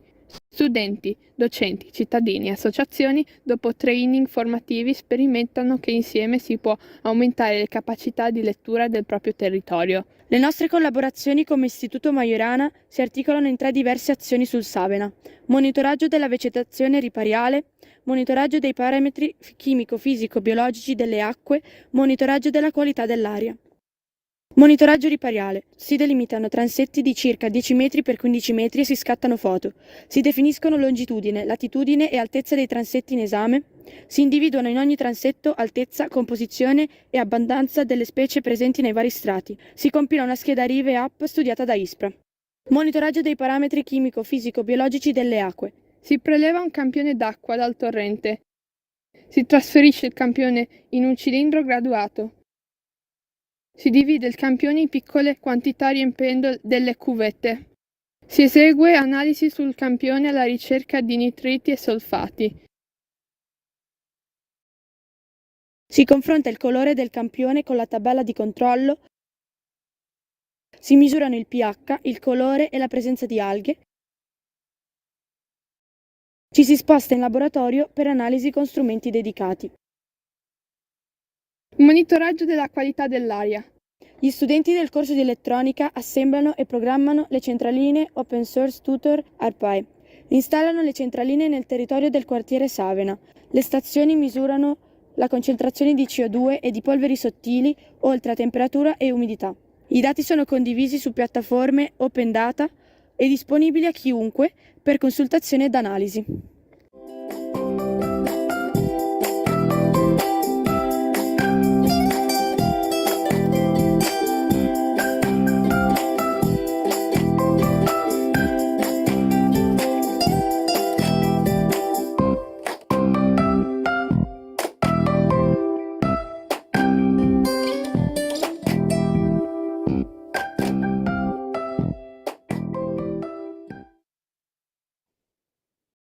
Ciao a tutti, io sono Eugenio Gervasini. Io sono Beatrice Melone. Siamo 2 ricercatori e lavoriamo insieme presso il Centro Comune di Ricerca o Joint Research Center della Commissione Europea che si trova a Ispra in provincia di Varese. Vogliamo contribuire a questa giornata mondiale dell'acqua sostenendo la necessità di proteggere questa importantissima risorsa. Gli ecosistemi di acqua dolce sono degli habitat chiave per molte specie animali e vegetali che qui trovano elementi nutritivi e luoghi di riproduzione. I sistemi di acqua dolce sono inoltre una delle principali fonti di approvvigionamento idrico per i nostri usi quotidiani. Purtroppo però questi habitat sono altamente minacciati dalle attività umane, dall'inquinamento, dalla siccità e dai danni dovuti alle introduzioni di nuove specie aliene. Ma che cosa sono queste specie aliene? Una specie aliena è un organismo introdotto dal suo areale d'origine ad uno nuovo, attraverso attività umane, dove è in grado di sopravvivere e riprodursi. Queste specie rappresentano un rischio per la biodiversità, per le specie native, per i servizi ecosistemici, l'economia, le attività sociali e la salute umana. Le specie aliene possono predare le specie native, competere con loro per il cibo e per lo spazio, ibridarsi, cambiare le catene trofiche e introdurre e diffondere malattie. Per poter prendere azioni contro queste specie aliene è necessaria una conoscenza scientifica aggiornata. EASIN supporta la Commissione europea e le autorità competenti degli Stati membri dell'Unione Europea nell'attuazione dello specifico regolamento sulle specie invasive aliene. Come fa? Raccoglie, elabora e rende accessibili informazioni scientifiche aggiornate e i dati sulla distribuzione delle specie aliene presenti in Europa, che sono più di 14.000, grazie a una rete di partner scientifici e al contributo delle autorità degli Stati membri. Le specie che sono state ritenute particolarmente pericolose per la biodiversità europea sono state inserite all'interno di una lista che si chiama lista di specie di interesse comunitario e quindi soggette a restrizioni. per quanto riguarda il commercio e il possesso. Qui troviamo alcune, diciamo, di quelle più pericolose per gli ecosistemi acquatici, come per esempio il gambero rosso della Louisiana, la rana toro, il giacinto d'acqua e la nutria. Attualmente le specie all'interno della lista sono 88, divise tra 47 animali e 41 piante. I link che trovate sotto alcune di queste fotografie permettono di consultare schede di approfondimento su queste specie. Cosa facciamo per difendere gli ecosistemi acquatici dalle specie aliene? In EASIN abbiamo avviato delle attività di citizen science o scienza partecipativa, attraverso le quali stimoliamo la consapevolezza e il coinvolgimento nella tutela dell'ambiente da parte di tutti. I dati che raccogliamo tramite una specifica app integrano quelli che vengono ottenuti dai controlli effettuati dalle autorità competenti degli Stati membri. La app permette di segnalare 88 specie di interesse europeo ed è disponibile in 14 lingue. Abbiamo anche realizzato un database di progetti di citizen science sulle specie aliene invasive in Europa a livello regionale e a livello nazionale, verso singole specie o gruppi di organismi. E al link potete anche trovare un elenco dei progetti e pensare di parteciparvi.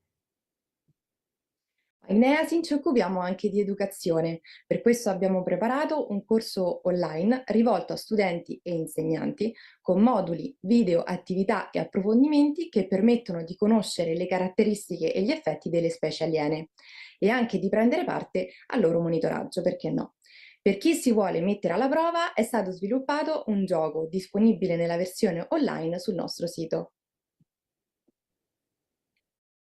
Allo scopo di diffondere nuove conoscenze scientifiche sulle specie aliene e creare una comunità a livello europeo sui temi della biodiversità, abbiamo un programma di comunicazione attraverso il sito web, mediante brevi articoli o news e attraverso i nostri account sui social media, Twitter e Facebook. Vi invitiamo pertanto a visitare il nostro sito e in questo modo conoscerete le nostre attività e anche il nostro team. Saremo felici di rispondere alle vostre domande e ci auguriamo di lavorare insieme per proteggere l'importante risorsa acqua. A questo punto è tempo di saluti e vi auguro una buona giornata dell'acqua. Vi ringraziamo per averci ascoltato e buona giornata dell'acqua. A presto! And that was a useful and informative video about some of the alien species which can be found in water bodies, as well as some information about courses and other activities, including in English language for those of you who are outside Italy. Now we have another video to share with you. It's a presentation that goes in automatic, which is very convenient. We're just going to share the screen first and then start the presentation. So bear with us, please. Hello everyone, I am Laura Zocco, an IB student from Petesta Gymnasia, and today I will be talking to you about the mosquito protocol activities that we do in our GLOW program. The main focus of this presentation will be the research that we did using GLOW protocol methods of making mosquito traps and counting mosquito individuals. We aim to answer 3 research questions, the first one being, do mosquitoes show preference towards traps of certain color? Here we have found that there are much more mosquito individuals in darker color in both seasons that we have investigated. The second research question that we aimed to answer was, is there any seasonal changes in the number of mosquitoes? Where we have found again that there is much more mosquitoes in the summer research period than are those in the spring research period, as it can be seen in the graph below. The third and final research question that we aimed to answer was, did the number of genus of mosquitoes change in comparison with the research project that we did in 2016? Our school did a project similar to this one, not exactly the same, but they also investigated mosquitoes, and what they have found is that Culex was the genus that was most prominent in their research paper. However, in our research, we have found that Aedes is the one that is much more prominent. So why is this research actually important? It is important because of the constant changing of mosquitoes and their adaptation. The changes in climate are changing the ways that there are outbreaks of mosquito-borne diseases, and also the ecological benefits of having mosquitoes in our environment. Finally, we have presented this research before to our community through many presentations on Globe national competitions. We have also presented it on Globe seminars and student gatherings and teacher gatherings. We have made a sound software and presented it at many school open days. Thank you so much for your attention. And we congratulate this team on such great work. And we want to apologize to them. There was a lag in sharing the screen. Things moved at the last moment. This is what happens, and there's the authors. Nice to see you all. Want to say hello? Hello. Hello. Congratulations on such good work. You've done a mountain of work. It's very hard to squeeze it in such a tight and clear presentation. Working from microplastics to mosquitoes must not be easy. And now what we can do is move on to another video. As you can see, there's quite a broad variety of topics related to water. In this one, we go back to Italy, and this video is about climate change and what role the reservoirs can play in helping to manage water. And in doing so, we thank all our contributors internationally. The previous presentation concludes the contributions from all over the globe. All these videos, all these files will be available in their entirety on Globe Italia website as soon as we manage to put them there. All the YouTube videos and presentations that have been shared will be individually available today on Globe Italia's website. But here we go, back to a video from Italy.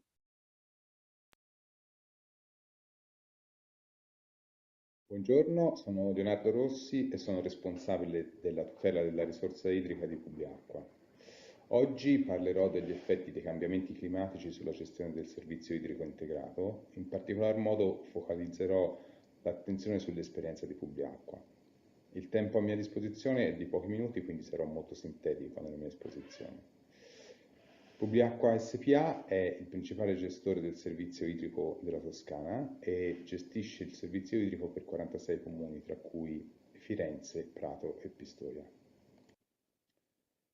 Il Water Development Report del 2020 delle Nazioni Unite indica quali sono i principali effetti dei cambiamenti climatici sul sistema acqua. In particolar modo in questo documento viene messo in evidenza che tra il 2060 e il 2100 nei paesi del Mediterraneo la temperatura superficiale media aumenterà dai 2 ai 4 gradi centigradi, che assisteremo a un incremento dei giorni asciutti, cioè senza pioggia, fino a 45 giorni all'anno, e che avremo una riduzione delle precipitazioni annuali tra il 10 e il 20%, e un corrispondente incremento degli eventi estremi, sia in termini di temperatura sia in termini di precipitazioni. Gli effetti dei cambiamenti climatici sul servizio idrico possono essere riassunti secondo lo schema indicato, cioè l'incremento della temperatura superficiale comporterà un conseguente aumento dei consumi idrici, sia a livello industriale sia a livello di utenza privata, oltre a peggiorare la qualità dell'acqua prelevata dall'ambiente, in particolar modo per le acque di origine superficiale. La riduzione delle precipitazioni e l'incremento dei giorni asciutti comporterà una riduzione della disponibilità di risorsa idrica. Infine, l'incremento degli eventi estremi peggiorerà la qualità dell'acqua prelevata dall'ambiente, ma soprattutto aumenterà il rischio di danneggiamento delle infrastrutture. Tutti questi elementi fanno sì che con il cambiamento climatico possa aumentare significativamente il rischio di interruzione del servizio idrico, con conseguente peggioramento del servizio stesso. Cosa sta facendo Publiacqua per ridurre questo rischio? Publiacqua sta investendo nella interconnessione delle infrastrutture per aumentare la resilienza dei sistemi idrici, sta installando sistemi di protezione delle infrastrutture al fine di ridurre i rischi di rottura, sta incrementando la capacità di individuazione delle perdite occulte, sta investendo nel migliorare i sistemi di monitoraggio delle infrastrutture, oltre ad aver iniziato un'importante campagna di installazione dei contatori smart per la misura in tempo reale dei consumi dei propri utenti. Stiamo inoltre investendo sulla digitalizzazione dei nostri sistemi e sull'intelligenza artificiale. Tutto ciò perseguendo l'obiettivo principale di ridurre la quantità di risorsa idrica persa e ridurre l'impatto ambientale dell'azienda. Publiacqua ed AIT nel 2022 hanno partecipato ad un bando del MIMS per la riduzione delle perdite idriche e la digitalizzazione delle reti, presentando un progetto da 67 milioni di euro. Il progetto è risultato essere uno dei progetti migliori in Italia ed è stato finanziato per 50 milioni di euro. Ritengo che Publiacqua in questi anni abbia messo in atto tutte le possibili iniziative di mitigazione ed adattamento ai cambiamenti climatici al fine di ridurre i rischi di peggioramento del servizio idrico. Ovviamente tutto ciò compatibilmente con le risorse messe a disposizione dalla tariffa. Arrivederci e grazie per l'opportunità che mi è stata data. Qui potete trovare i miei contatti per eventuali domande o richieste di approfondimento. And we thank Leonardo for the presentation there, which is about some of the activities that they have underway. Interestingly, there's increased use of digital information. They're looking at a digital twin for mapping and modelling all of the water systems and using smart meters to provide real-time data about the water flow. And now we are nearly ready to return to Mantova for some live discussion. Hello, Mantova, do you hear us? Okay. Hello from Mantova again for the last session. Here we have some students and a teacher from Isis Strozzi that want to say you goodbye and with a little explication in Italian of their work. Sì, buongiorno, noi siamo dell'Istituto Tecnico Agrario Strozzi qui di Mantova, è da oltre 20 anni che seguiamo il monitoraggio delle acque dei principali corsi d'acqua. Il nostro istituto che si occupa di agricoltura è altamente attento a che cosa? All'utilizzo dell'acqua proprio per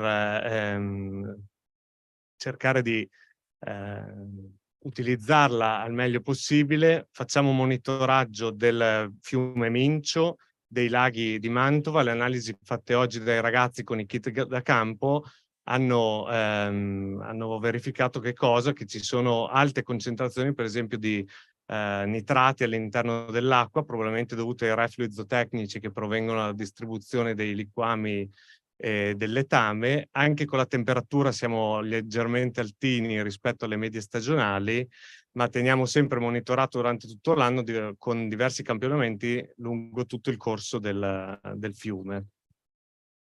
Thank you, Graziella. Can we translate for a second, please? Yes, Megan. These are students presented today.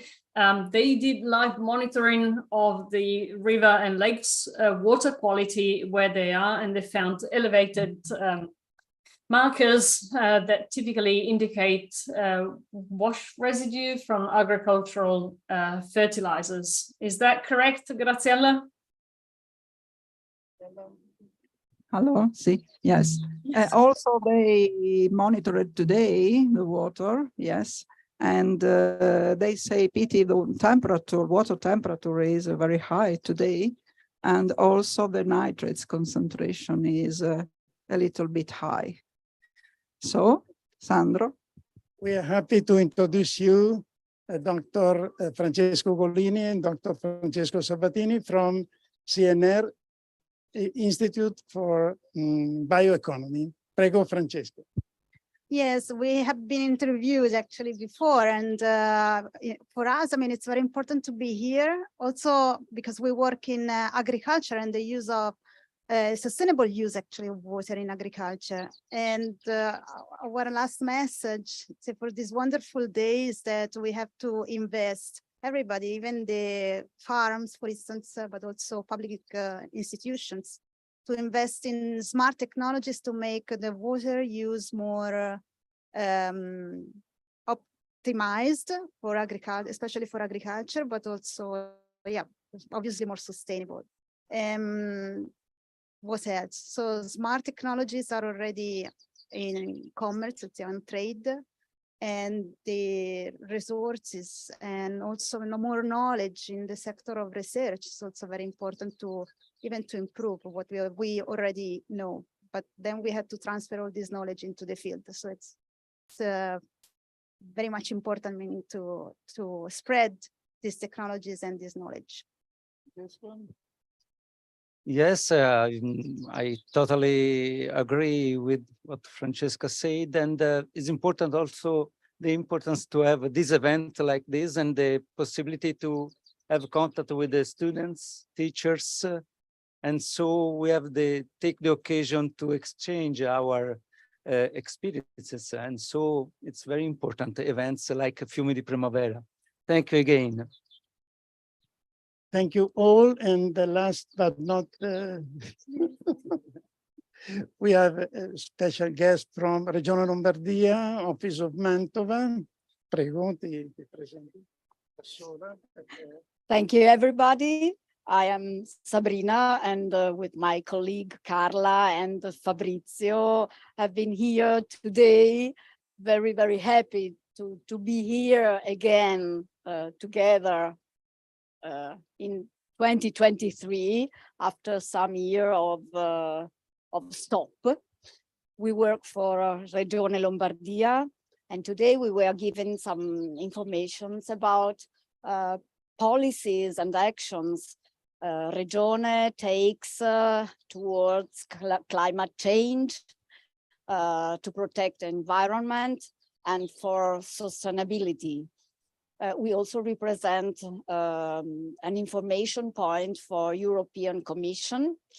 And today we were given some information about policies and actions against climate change and to support our planet, the future of our planet. Thank you, and bye to the next year. I hope. Thanks.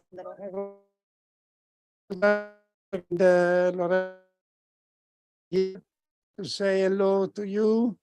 Thanks, everybody. Thanks to Lorella, Maria, and Graziella, who interviewed a lot of people. They are very stressed now, but we are very grateful to them. And we are very grateful to our friends from Friuli, the technicians, who manage in beautiful way to online broadcasting.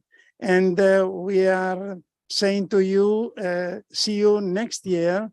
We hope in a better future than we have now. We hope in better rain, because we are suffering a great drought, which is the agriculture, but not only, also the production of energy. So we are here to be forward to the planet, and we would like really that our message could be kept by the population, students, teachers, families, citizens, and also politician decisors, because all together could do something for us and for the planet and for the life. Thank you very much. See you again. Possiamo salutarli insieme. Ciao a tutti. Ciao, Mantova. Thank you for having us, and thank you for sharing with us your experience with the rest of the world. And it's been quite interesting to see the local contribution to knowledge and to healthy waterways for us to interact with. So that's been very helpful and educational. And thank you to Alessandra Stewart, who managed the online international online. Thank you very much, Alan Stewart. You can watch both sessions on Globe Italia YouTube channel. They will be available immediately at the end of this. We wish you all a great day and we thank you for all your efforts. Bye-bye. We will now be launching the 2023 International Microplastics Monitoring Campaign, so stay tuned with us for the next few minutes. So bear with us a second while we share our screens and start the presentation. If the presentation starts.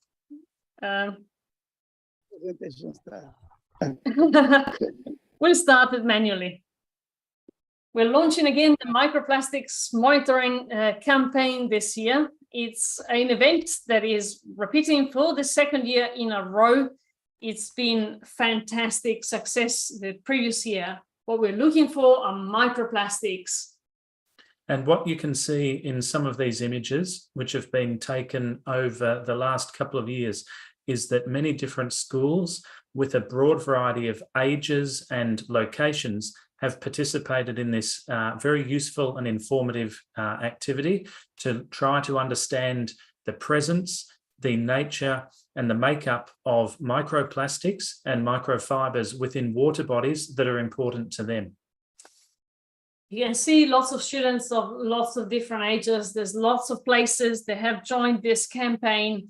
If you are in the Globe network or if you have been in touch with us for the microplastics monitoring protocol trial, you know how to reach us. Stay tuned on Globe Italia website for this 2.5 months to 3 months of fascinating activity. You'll discover things no one has seen before in the waters around you. Check your emails for the invite or write to Globe Italia.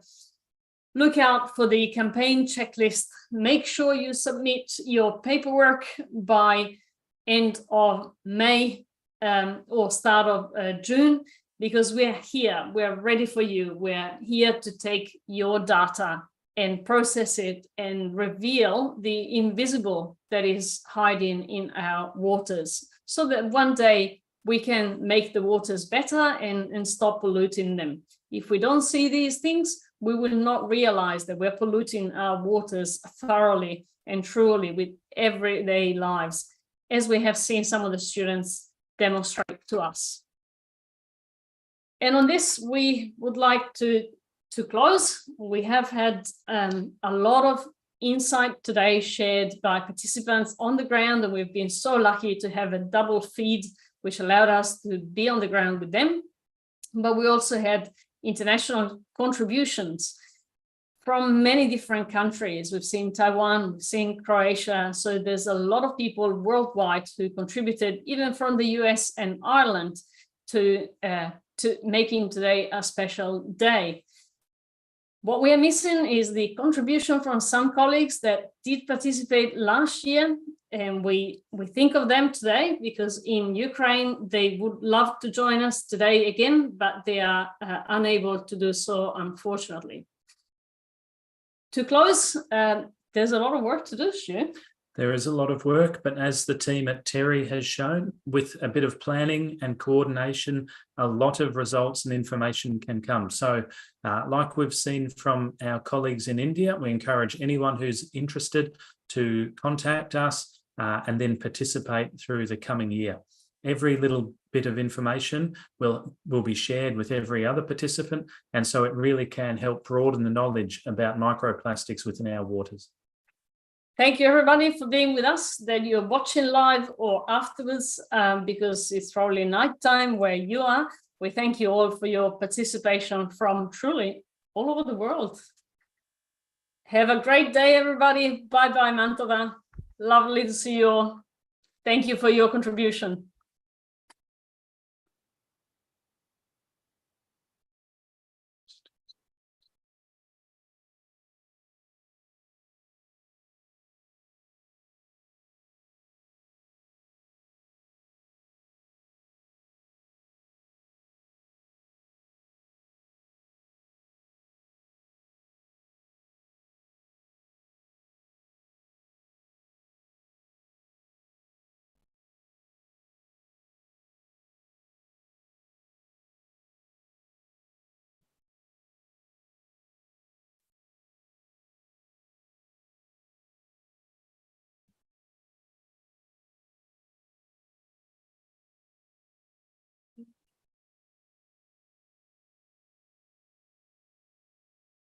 Bene, buongiorno di nuovo. Siamo dai laghi di Mantova per l'ultima sessione di questa bellissima mattinata sulle sponde dei laghi di Mantova. Siamo qui con l'Istituto Fermi, con Luca e Davide, che ci parleranno del loro progetto. Buongiorno a tutti, siamo appunto la classe quarta CBio dell'Istituto Tecnico Fermi di Mantova e siamo qui oggi per presentarvi il nostro progetto Ecosostenibilità del tuo armadio, che è stato organizzato dall'associazione MCL Manto Circular Lab, sempre in aiuto con diciamo, il sostegno della Fondazione Cariplo.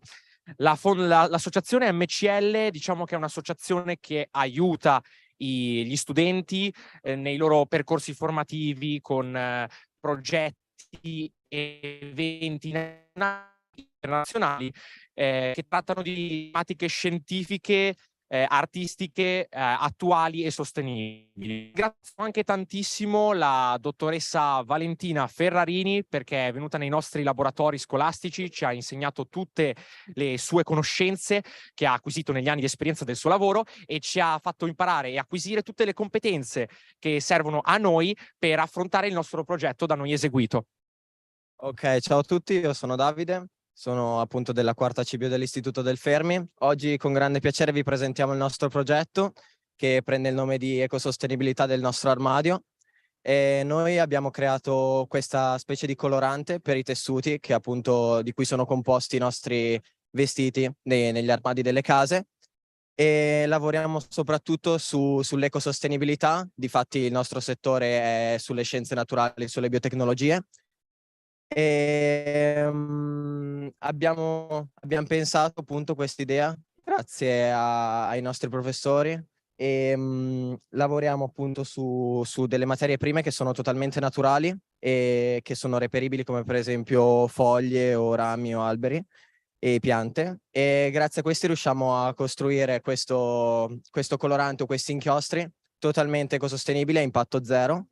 E appunto come quarta CBio, come classe, possiamo dire che noi tutti i giorni a scuola ci impegniamo per appunto risolvere questi problemi, partiamo dai piccoli problemi appunto, nella speranza di risolvere insomma queste situazioni che tutti i giorni insomma ci rincorrono. Quindi grazie per l'attenzione, buona giornata. Grazie ragazzi, era molto molto interessante questo stand, anche con tutti questi bellissimi colori che quindi voi avete estratto personalmente dalla pianta e da radici, vedo. Bellissimo. E poi li avete essiccati? Sì, sono quindi quelli che vediamo qui, sono i vostri coloranti. Bravissimi siete, ottimo. Rimandiamo ancora un attimo alla regia, anzi no, scusate, grazie anche ai professori, è stato veramente interessante e ci spostiamo nello stand adiacente che è sempre dell'Istituto Fermi, dove i ragazzi hanno uno stand meraviglioso sulle microplastiche, vedo. Siete in grado ragazzi di farci una piccola presentazione sul tema?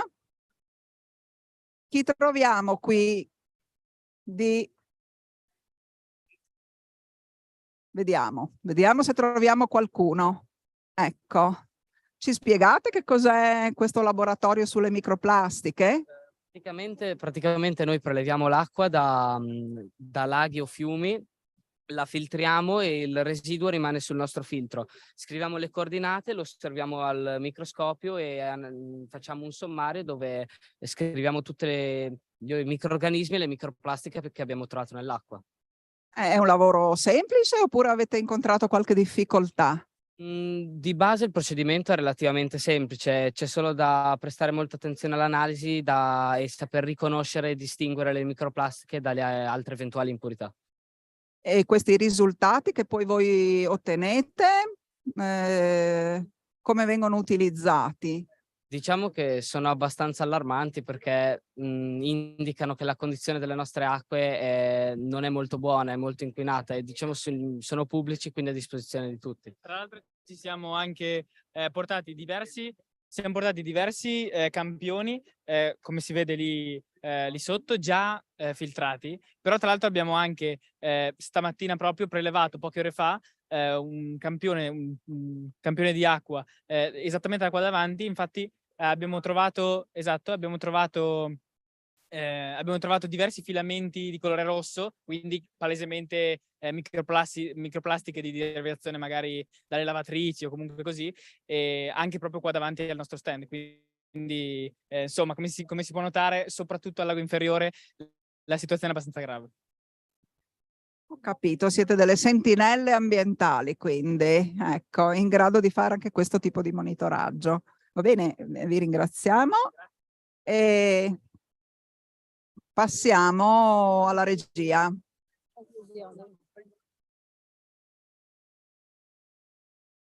Ok. Grazie. Bene.